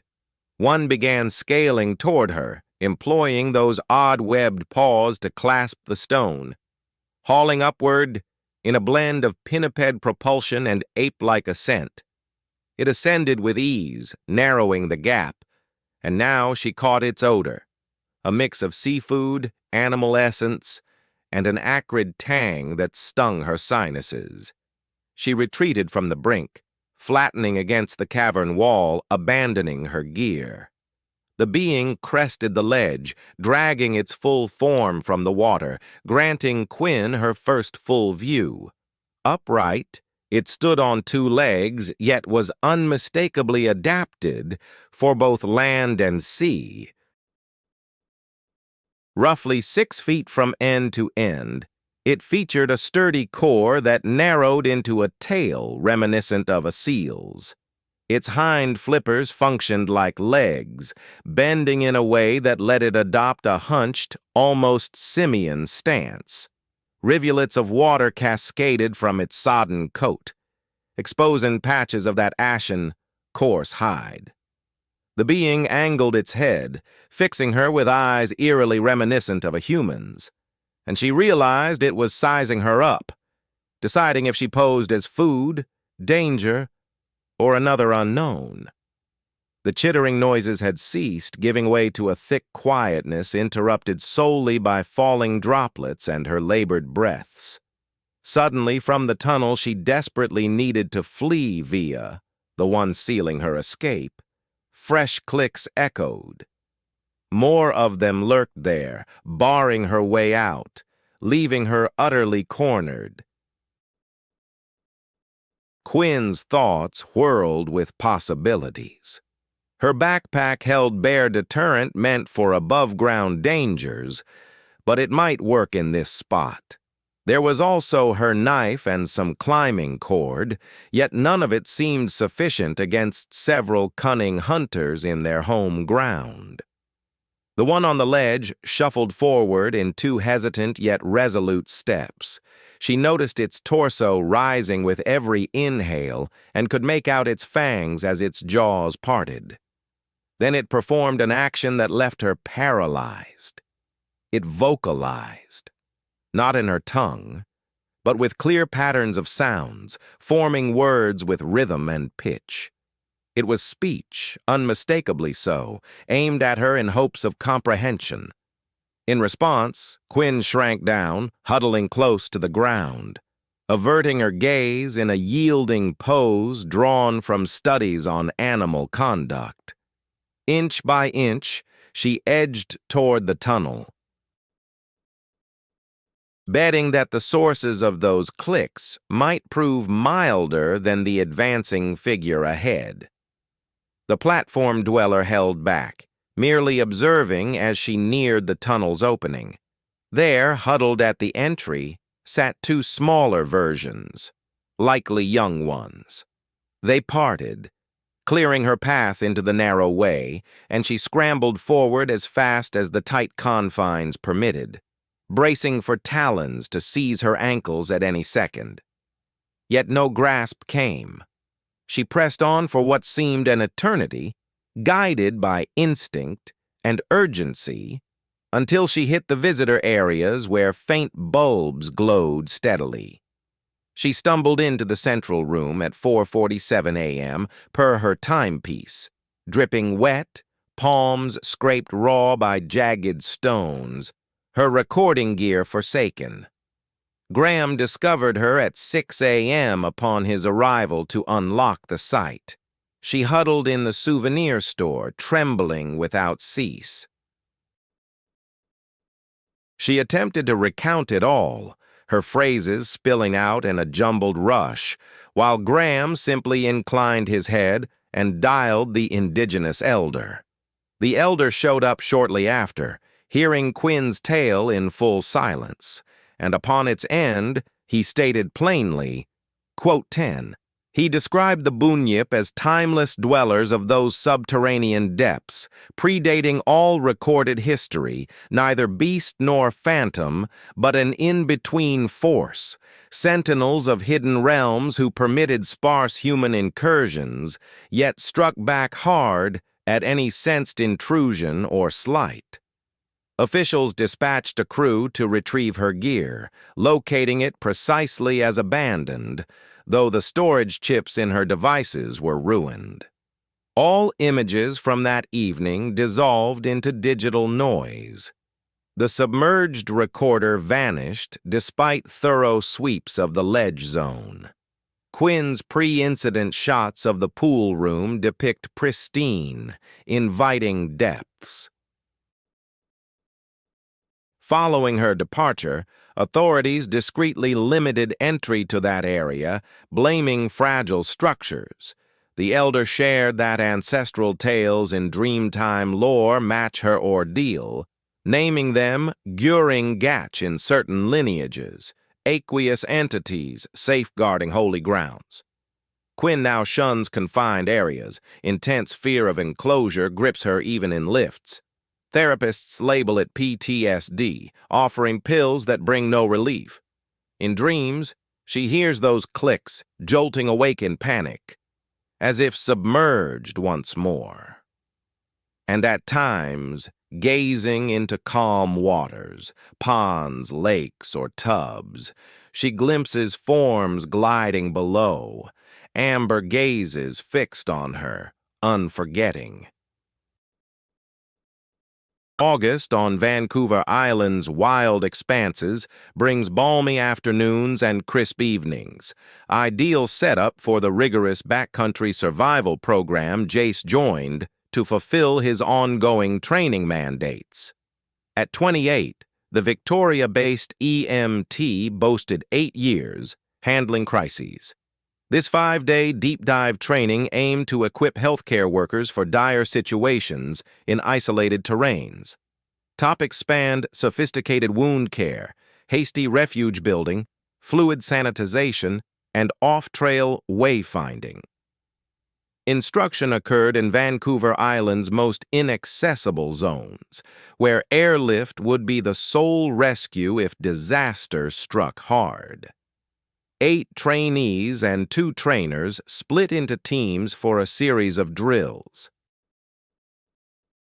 Jace teamed up with Sarah, an instructor in her early 40s boasting 2 decades in search and rescue, where she'd faced nearly every harsh trial the backcountry could dish out. On the 3rd day, the group tackled an orienteering drill, relying on maps and compasses to hit specific waypoints, skills vital for survival if someone got disoriented in the wild. Jace and Sarah's target lay roughly 4 kilometers from the starting point, with coordinates designed to route them via thick woods, offering scant paths. They headed out around mid-morning, weaving through ancient timberland where towering cedars and Douglas firs formed a dense overhead shield, letting only sporadic beams of light filter down to the understory. The route proved tough, yet doable, demanding constant compass readings and matching landmarks to verify their bearings. Roughly 90 minutes into the trek, they stepped into an open space absent from their charts. This glade felt eerily symmetrical, nearly round and about 40 feet across, its edges so precise it seemed carved out by some enormous tool stripping away all plant life. The soil lay exposed, charred in spots with radiating burn marks from the middle, hinting at frequent fierce blazes. Right in the heart rose a feature that instantly set off alarms in Jace's medical background, marking the spot as hazardous. It was unmistakably an altar, built from piled rocks bound with what appeared to be some natural mortar, creating a platform about waist level and 6 feet on each side. The upper face bore deep reddish-brown and black discolorations, eerily resembling congealed blood in abundance, with buildup indicating ongoing use for some ritualistic end. Sarah's face shifted from teaching focus to grave worry in a flash. Before Jace could utter a word, she whipped out her phone to snap pics, her actions swift and precise. Circling the edge were smaller rock piles, around 15 in total spaced evenly, each adorned with items that churned Jace's gut. Bones for sure, many obviously from beasts, though some origins felt unsettlingly unclear, including tiny skulls from critters like raccoons or felines, all oriented inward toward the main structure. Mingled among these piles lay everyday belongings that screamed out of place in such remote terrain: a wallet stuffed with credit cards and a valid driver's license, earrings and chains arranged with purpose, keys from a vehicle, a smartphone, objects clearly left by humans with deliberate care. Jace edged closer to one pile, kneeling to inspect the wallet from afar without contact. The ID featured a woman's cheerful yet stiff official portrait, listing a Vancouver home and a date showing it was still good. Meanwhile, Sarah captured the scene methodically on her device, grabbing broad views of the setup alongside detailed shots of key pieces. She warned Jace against handling anything, her tone laced with strain, as she admitted knowing exactly what this represented: an ongoing ceremonial area judged by the fresh state of the offerings, and its users might not take kindly to outsiders stumbling upon it. Jace retrieved his phone and began snapping his own photos from various perspectives, only to spot something that left his fingers trembling. Beside the core altar, half sunk in the soil, sat a compact digital camera. He gingerly freed it, confirmed the SD card was intact, and, ignoring Sarah's caution, slipped the card into his pocket. Then came the sounds of voices. Faint at first, but drawing nearer, a group pushing through the trees from the south. The murmurs formed a steady, chant-like rhythm, more melodic than spoken, in an unfamiliar tongue to Jace. Sarah clutched his sleeve and tugged him toward the tree line across the way. They slipped rapidly yet silently into the thick brush, securing cover behind a huge downed tree some 40 yards off, hidden by ferns and shrubs, holding still. The chants intensified until the group appeared. 7 individuals filing into the glade from 3 angles, uniting at the altar with seamless timing. Each donned crude dark robes with hoods obscuring their features. They took up spots encircling the platform and resumed their incantations. The tallest one advanced, doffing the hood to reveal a woman in her mid-50s, her silver-streaked hair yanked back harshly from her features. She appeared utterly ordinary, like someone you'd pass without a second glance in a supermarket or cafe. From her robe, she drew out an item bundled in fabric and started to unwrap it atop the altar. The surrounding hooded figures kept their faces concealed, their chants persisting as they swayed gently to the cadence. Her voice rang out distinctly to the spot where Jace and Sarah were concealed. She covered schedules, lunar cycles, the upcoming assembly, and the fresh tributes needed, delivering it all in a straightforward administrative manner, like coordinating a neighborhood function instead of this unsettling rite unfolding before them. One more cloaked individual neared the altar, bearing a bulky, writhing load. Jace's breath hitched as he recognized it for what it was, a creature, specifically a canine, judging by its frantic whimpers, swaddled in cloth. The unhooded woman accepted the animal, laid it upon the altar, and the chants grew more fervent. Jace began to stir, his emergency responder reflexes overriding caution, yet Sarah gripped his arm firmly with unexpected force, pinning him down. She shook her head vigorously, eyes bulging, and silently formed the words, "Too risky."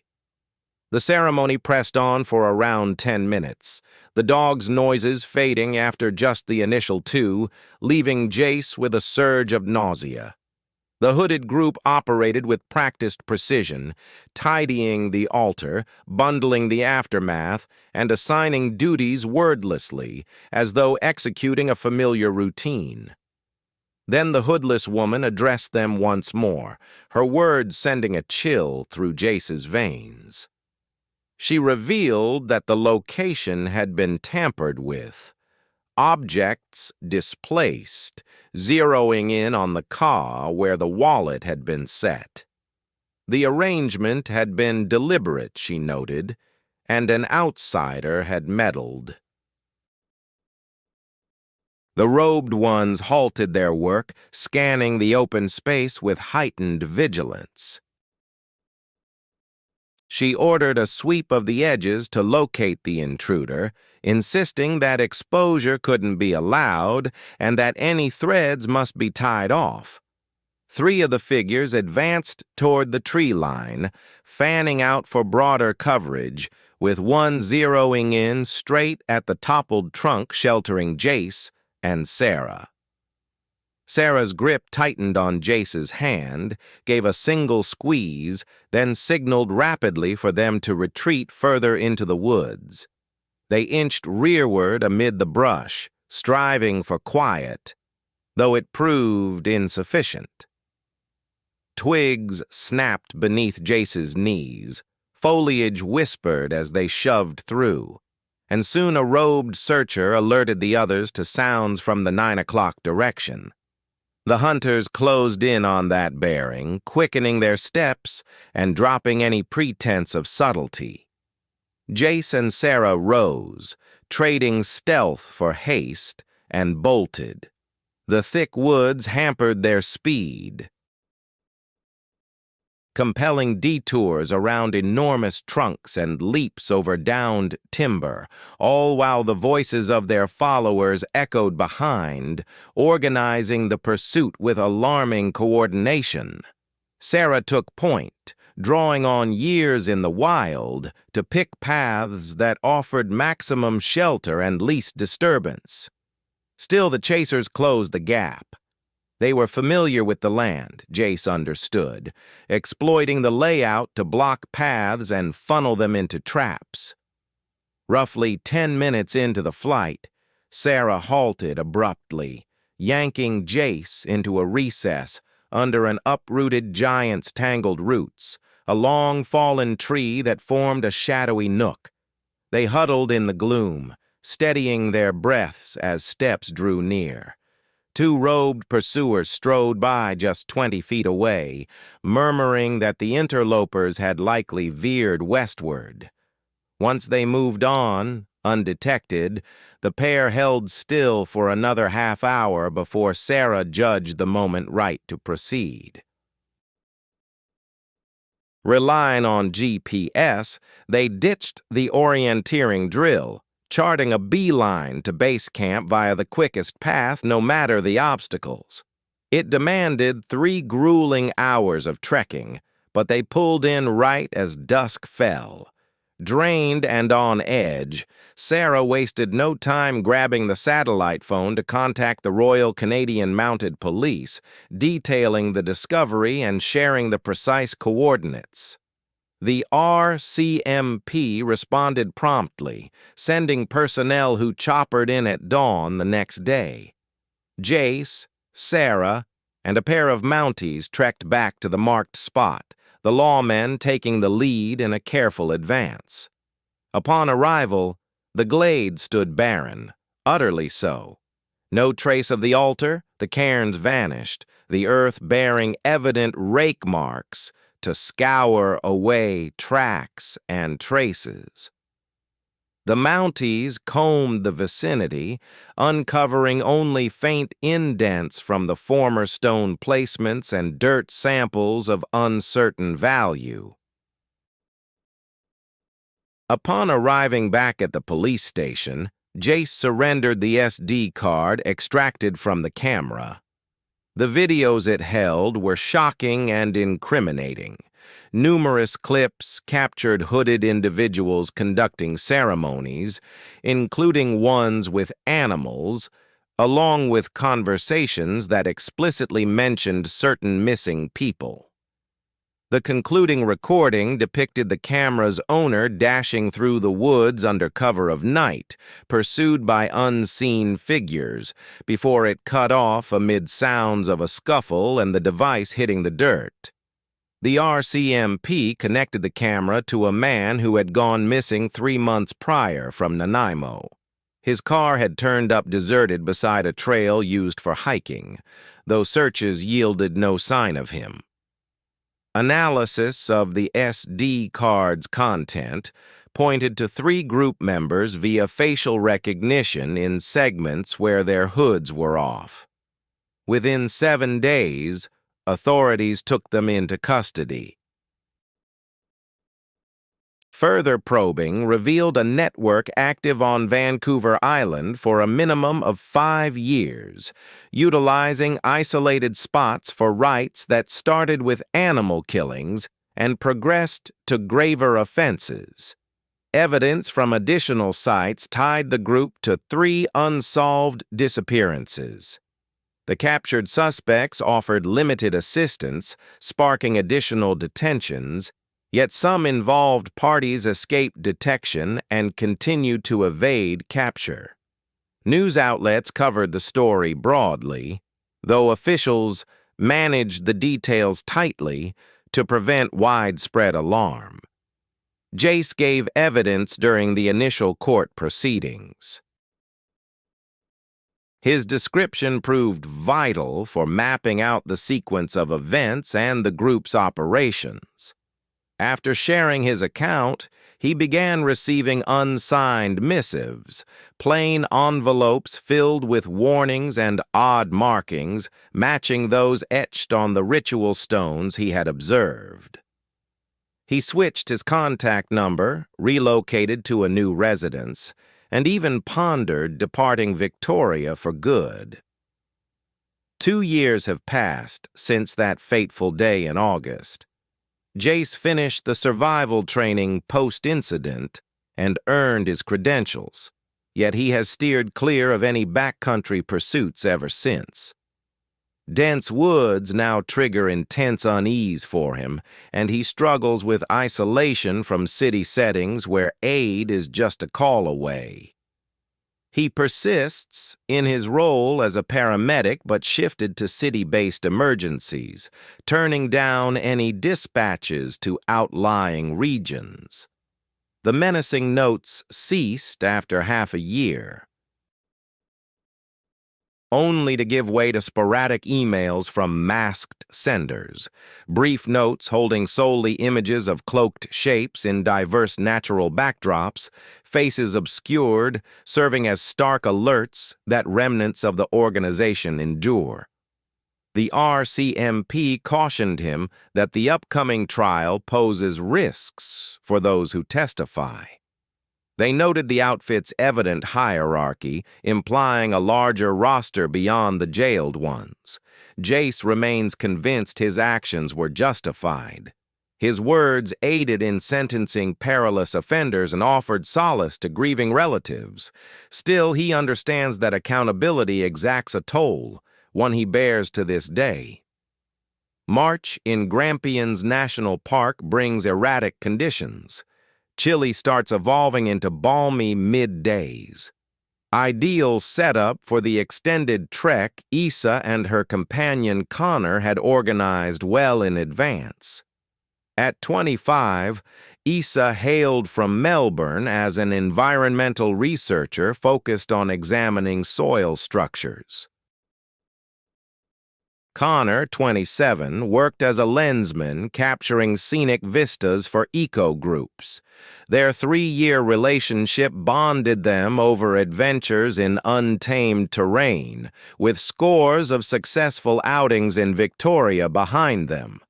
This journey marked their boldest endeavor, a 5-day loop via the park's more secluded zones, where solitude could stretch across full days sans other hikers. Seasoned, in top shape, and thoroughly equipped, they packed reliable GPS tools, distress signals, ample provisions, and hydration, adhering to all ranger guidelines. On the 3rd day, they pitched their tent close to Mackenzie Falls, a stunning sight with water tumbling over time-worn cliffs into basins ringed by gum trees. Their spot was serene, on a modest ledge overlooking the gorge, near enough to the Cascade's steady roar, yet distant from crowded paths. Connor had expressed interest in rising at dawn on day 4 for a solo ascent to a close summit to snap the first light, a habit he indulged during their stays. Confident in his route finding and supportive of his solo artistic moments, Issa consented without hesitation, intending to spend the interval on her tasks, perhaps gathering dirt specimens nearby. They turned in near 10 p.m., worn out from the exertion. Connor programmed his phone to buzz at 5 a.m. Issa stirred on her own around 7:30 a.m., puzzled by Connor's absence. Dawn broke at 6:15, and his described route was a mere 45-minute round trip, so he ought to have returned no later than then. She brewed some coffee, had her morning meal, and convinced herself that he'd likely gotten absorbed in capturing photos, stumbled upon superior spots than anticipated, and lost all sense of time like many artists do. Around 8:30, worry started to settle in. She dialed his cell only to hear it buzzing from within his backpack back at the tent.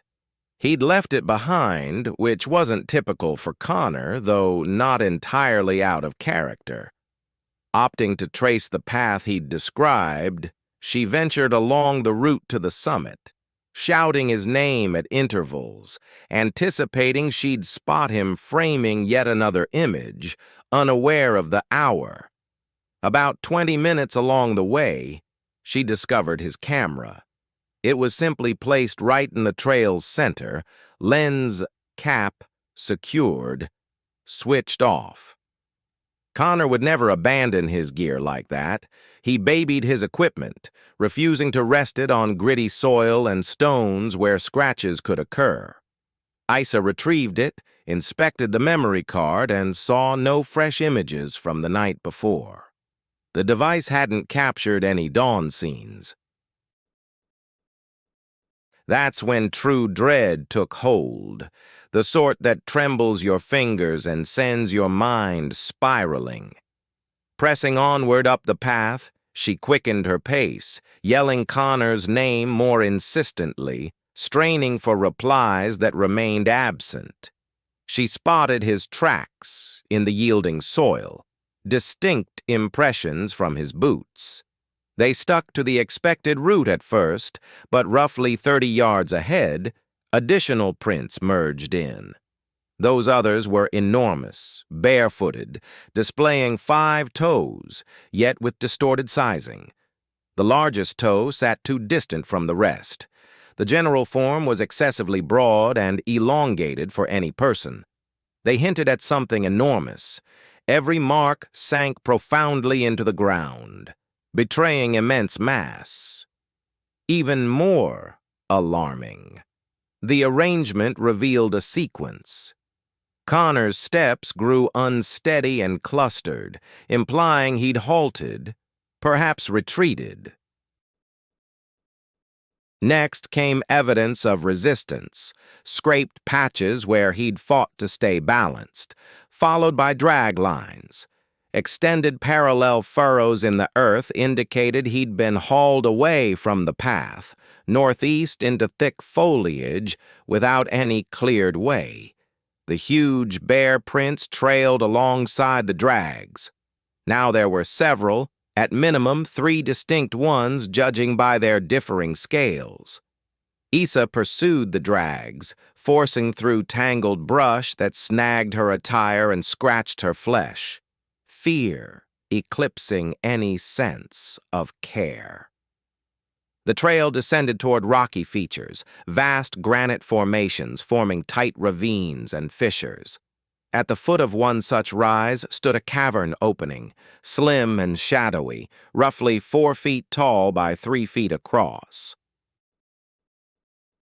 Snagged on a stone at the mouth was Connor's hat, the signature green knit cap from the evening prior. Isa neared the entrance, every fiber of her being warning that this felt off, that venturing inside was a mistake. Yet Connor was her companion, the man she cherished. If there was even a slim possibility he was trapped within and required aid, she couldn't walk away.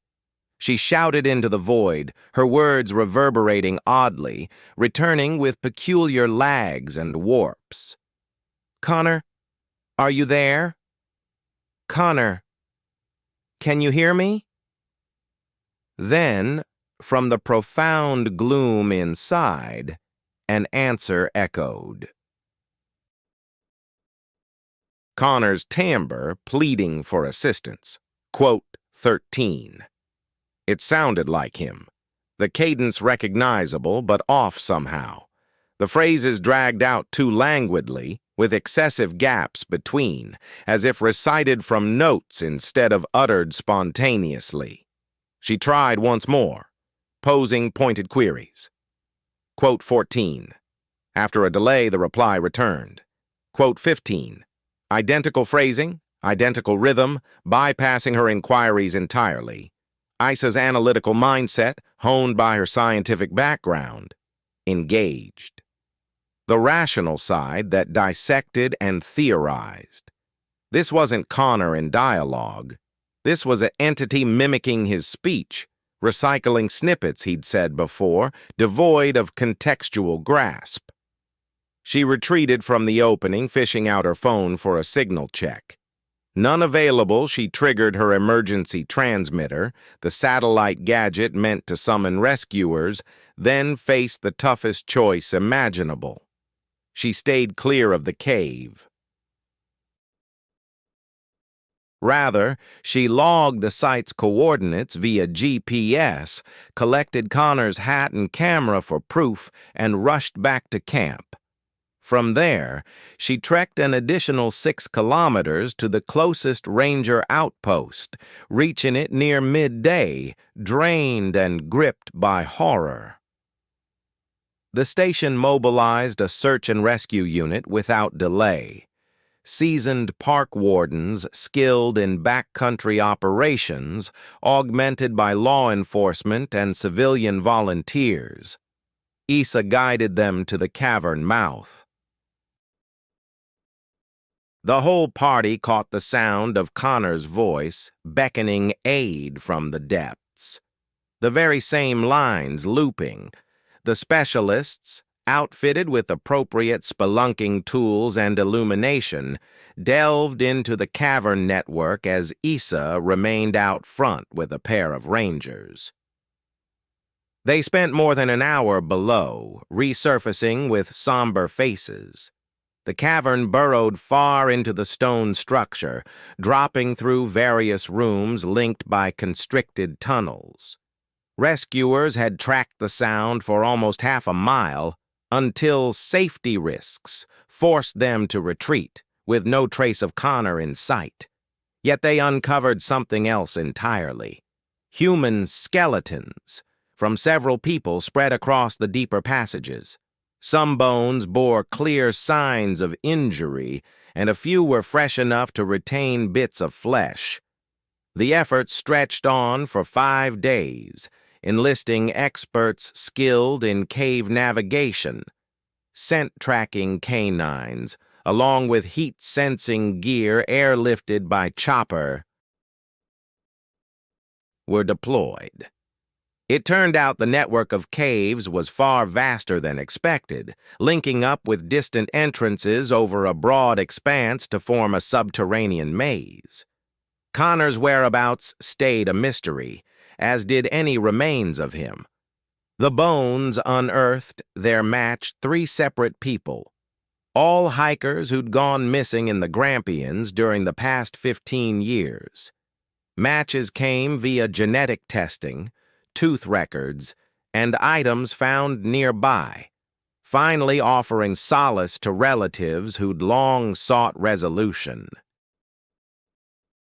Experts on the scene spotted signs of attacks by predators, bite patterns on the skeletons that didn't match any Australian animals.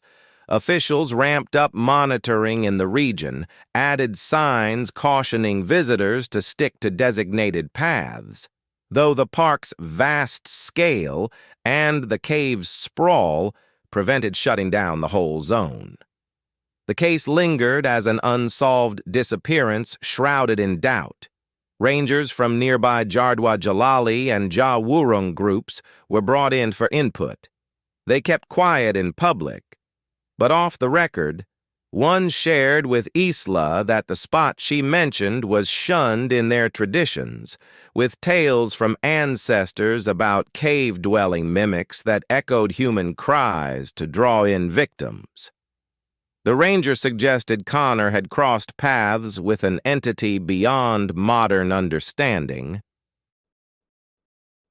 one thriving in the shadows of the familiar and the obscure. Isla grapples with intense guilt from surviving and symptoms of PTSD. She attends therapy sessions routinely and relies on meds to manage her anxiety and low moods. She quit her role in environmental science, unable to face outdoor work anymore, and shifted to lab duties where the wild is confined to digital charts and figures. She's part of a group for relatives of lost trekkers, drawing a bit of ease from common bonds, yet it also reveals the sheer number of baffling vanishings in Australia's protected lands. Connor's camera and cap sit boxed away untouched. She can't face them.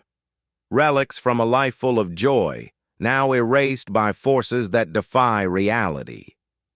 The cavern echoing his calls has drawn amateur cryptozoologists and ghost hunters. A few insist they've captured eerie calls on recordings, while others describe sensations of surveillance and pursuit. Rangers advise against these ventures but can't legally block entry. Isla gets repeated outreach from such circles, seeking chats and pitching ideas from hidden ape-like creatures to beings from other realms. She turns them all away, steering clear of hype and guesswork. What she heard rings true in her mind. Connor's fate is sealed, and some presence in those depths claimed him, and probably others in the past. 3 years on, letters and messages still arrive for Isla, some from kin of fellow lost hikers swapping accounts, others from self-proclaimed sensitives vowing to locate him. She's mastered ignoring them unread. She's come to accept that full resolution isn't always attainable, and certain riddles lack tidy solutions. Connor haunts her sleep often, replaying the moment. His pleas from within, her hesitation at the threshold, the decision to hold back. Certain nights, she ventures inside, locates him, and leads him to safety. On darker ones, she steps in and vanishes forever, her cries blending with the voids. Both endings jolt her awake in panic, leaving her torn on what path might have spared more pain, certain only that her call shaped her existence in enduring, uncharted ways. Summer in the Yukon Territory brings near-constant sun and unexpectedly mild weather. Spencer saw it as ideal for his lone quest to pan for gold. At 35, the Whitehorse-based amateur geologist balanced a steady gig inland, surveying with an obsession for chasing ores that filled his weekends. He'd devoted months to digging into old mining records from isolated Yukon spots, poring over rock maps and faded diaries from early diggers, zeroing in on a forsaken site about 40 miles from the closest outpost that hinted at rich alluvial gold veins. The remote spot could only be reached via bush plane or several days of trekking, and Spencer had hired a charter pilot to fly him in with gear for a 2-week stint, planning a fixed pickup date later. This wasn't some impulsive thrill-seeking. It was deliberate scouting backed by solid planning, emergency gear, reliable comms, and skills honed from 10 years of comparable trips. The inbound flight offered stunning vistas, soaring above rugged peaks and winding river gorges, where signs of people were limited to scattered trapper huts and the odd gravel track from mining ops. The pilot, a quiet fellow called Frank, with 3 decades hauling freight over the Yukon skies, set Spencer down at the location with a heads up about grizzlies and the need to keep his sat phone juiced up. The mining claim sat in a compact basin ringed by dense spruce woods, bisected by a stream that revealed raw bedrock ideal for gold panning. Traces of old digs littered the place, corroded tools, tumbled sluice boxes, heaps of cleared stone, all softened by overgrowth, yet obvious to an expert eye. Spencer pitched his base on elevated terrain, clear of the water. He rigged bear-resistant storage right away. The shelter went up to catch morning light and shed rain. He deployed solar arrays to power his gadgets. Those initial 3 days went smoothly and yielded results. Flecks of gold in his pans, tiny bits that validated the area's promise. No fortune, but sufficient to cover the costs and labor. He logged everything carefully, snapping pics, noting GPS spots for hot zones, gathering specimens for lab checks later.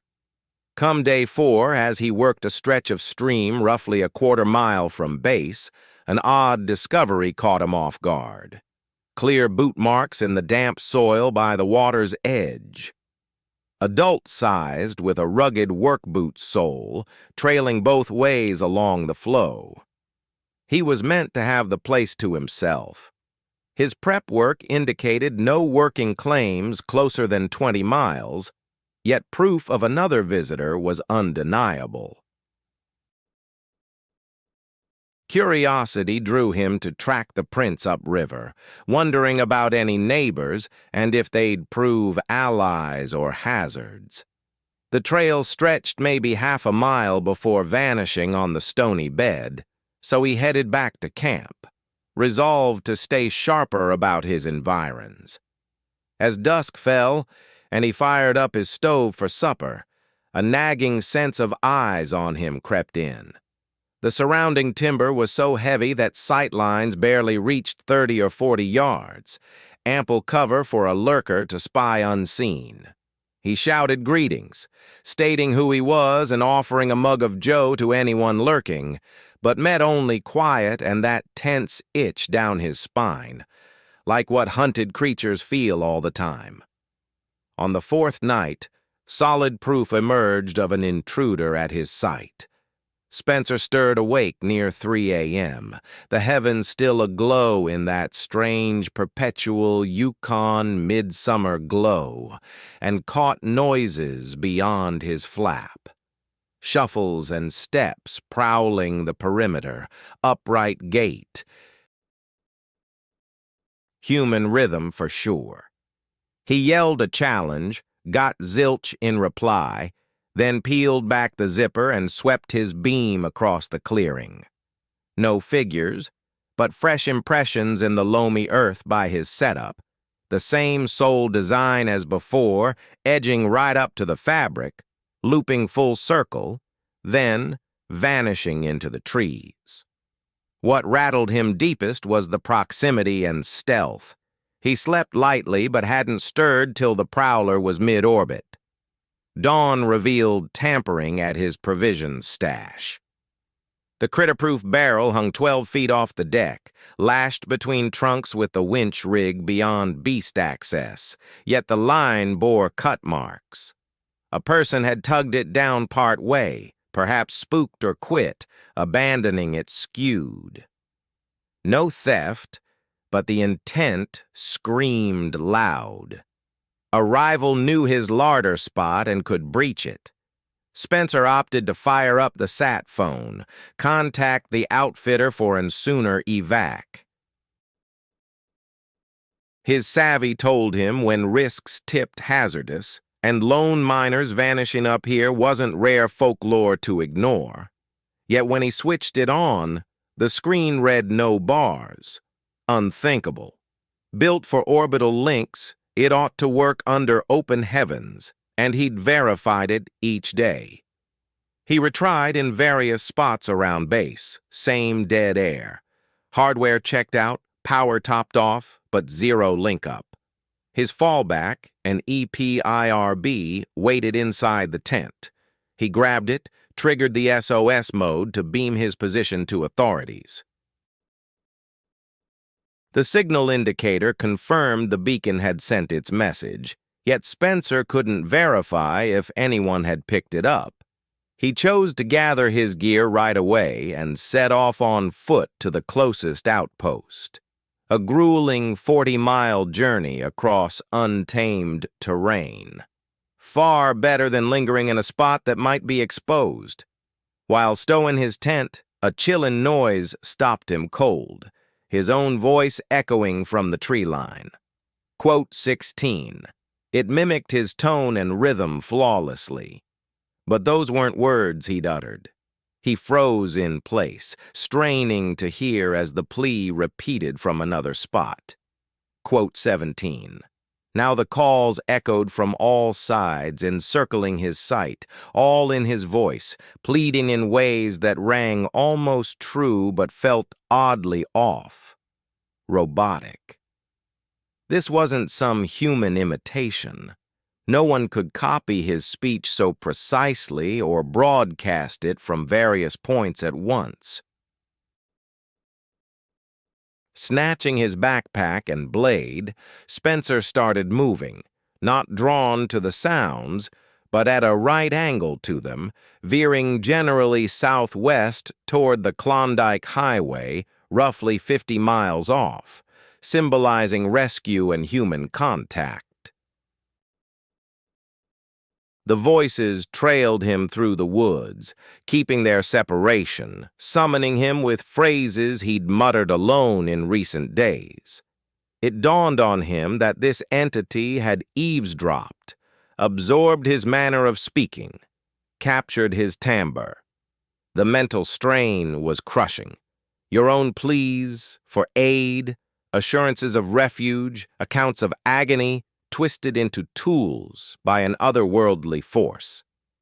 Roughly 4 hours into his trek, Spencer spotted the figure, a person positioned amid a pair of spruce trunks, some 60 yards in front, half hidden, yet unmistakably observing. Clad in what seemed sewn-together animal hides forming rough garments, he looked from afar to have lengthy dark locks or pelt shrouding most of his frame. Motionless at first, just poised there. Then, as Spencer stared, the man sank to hands and knees and advanced with a swift, fluid stride, too agile and rapid, devouring the distance like a massive hunter. Spencer bolted. Raw survival instinct eclipsed reason. He barreled through the underbrush, tripping on roots and stones, limbs slashing his bare flesh. The pursuit dragged on for about 10 minutes until distant canine yaps reached him. Robust hounds, perhaps from a local furrier's lodge. His tracker halted, emitting a noise blending whistle and wail before pulling back. Spencer pressed on until he collided with a wire barrier denoting land limits, tracing it to a hut, venting smoke from its stack. The occupant, a full-time woodsman called Tom, eyed Spencer's state and ushered him in. Once Spencer recounted the ordeal, Tom gave a deliberate nod and remarked that he'd crossed paths with the bushman. A regional tale folks largely shrugged off, though veterans swore by its truth. Tom described episodes spanning years, miners and hunters tailed, tormented by phantom voices, glimpses of a fur-clad wanderer who prowled like wildlife.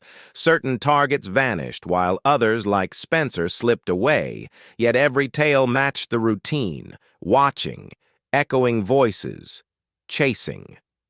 Tom had alerted the Royal Canadian Mounted Police, but absent corpses or solid proof, investigations fizzled. Authorities chalked it up to myth, pinning vanishings on wildlife mishaps or disorientation. Tom held a different view. He suspected a persistent presence or individual preying methodically in the territory, hiding behind the bushman myth. The RCMP showed up the following day, recorded Spencer's account, and launched a sweep near his base. They discovered his setup undisturbed, gear as left, with tracks all over, including impressions identical to Spencer's footwear, suggesting someone had pilfered his boots, paraded in them on site, then replaced them. But more turned up. A concealed outpost about 2 miles from Spencer's, draped in netting for cover. Inside lay provisions, gear, and effects from assorted origins, including items linked to 3 unsolved disappearances from the past 8 years. And there was the outfit, stitched pelts forming garb, plus a face covering of tanned skin with affixed strands, crafted to render the user feral and eerie from afar. Forensic traces pinned the site's user as Roland Kruger, a fugitive from Alaska facing charges in 2 killings, who'd ranged the Yukon-Alaska frontier for years. Kruger had exploited the bushman folklore for disguise, donning the getup to seem eerie while hunting isolated miners and hunters. He possessed gadgets capable of disrupting satellite signals over a short distance, along with recording devices that let him imitate the voices of his targets, plus an intimate familiarity with the landscape that enabled him to pursue and ensnare victims with chilling precision. Authorities discovered his lair, lay in wait for him to come back, and took him into custody following a short skirmish. The items seized connected him to 4 verified killings and 6 disappearances spanning 2 nations. Spencer's account played a pivotal role in securing the guilty verdict. Kruger was handed down several life terms with no chance of release, yet Spencer's sense of ease upon his apprehension blended with lingering anguish. The ordeal of pursuit, coupled with the terror of his own voice turned against him, left him with PTSD that lingers even 3 years on. He's offloaded his mining gear, avoids venturing into remote areas altogether, and suffers anxiety episodes amid wooded surroundings. His residence now features advanced safeguards, motion detectors, surveillance footage, an array of deadbolts, and he can't rest unless he's inspected them over and over. He switched professions entirely, abandoning the hands-on demands of land assessment for a role instructing at the local college, confined to lecture halls and workspaces where dangers feel manageable. Yet the element that torments him deepest is a piece of the probe kept from the public eye. Kruger insisted he wasn't the original woodsman, explaining that he'd stumbled upon the myth's truth years earlier by crossing paths with another presence in the woods, one that shaped his tactics. He spoke of a being unburdened by disguises or devices, able to replicate sounds flawlessly and capable of gliding unseen past ordinary senses through the trees. Investigators' mental health experts labeled it as hallucination, figuring he'd invented the tale to evade blame. Spencer, however, recalls the entity that pursued him that day. He recalls its unnatural motion, excessively swift, unnervingly smooth, traversing distances no person could in such a span. And in the dead of night, messages arrive from unidentified sources, attached with sound clips of his speech uttering words he'd never uttered, from spots where Kruger remains locked away, cut off from any digital tools. Officials assure him it's probably pilfered tapes from the case, some prankster toying with outdated proof to unsettle him. Spencer sees through that. The force that started it all endures. The myth persists in the wild, and it hasn't forgotten.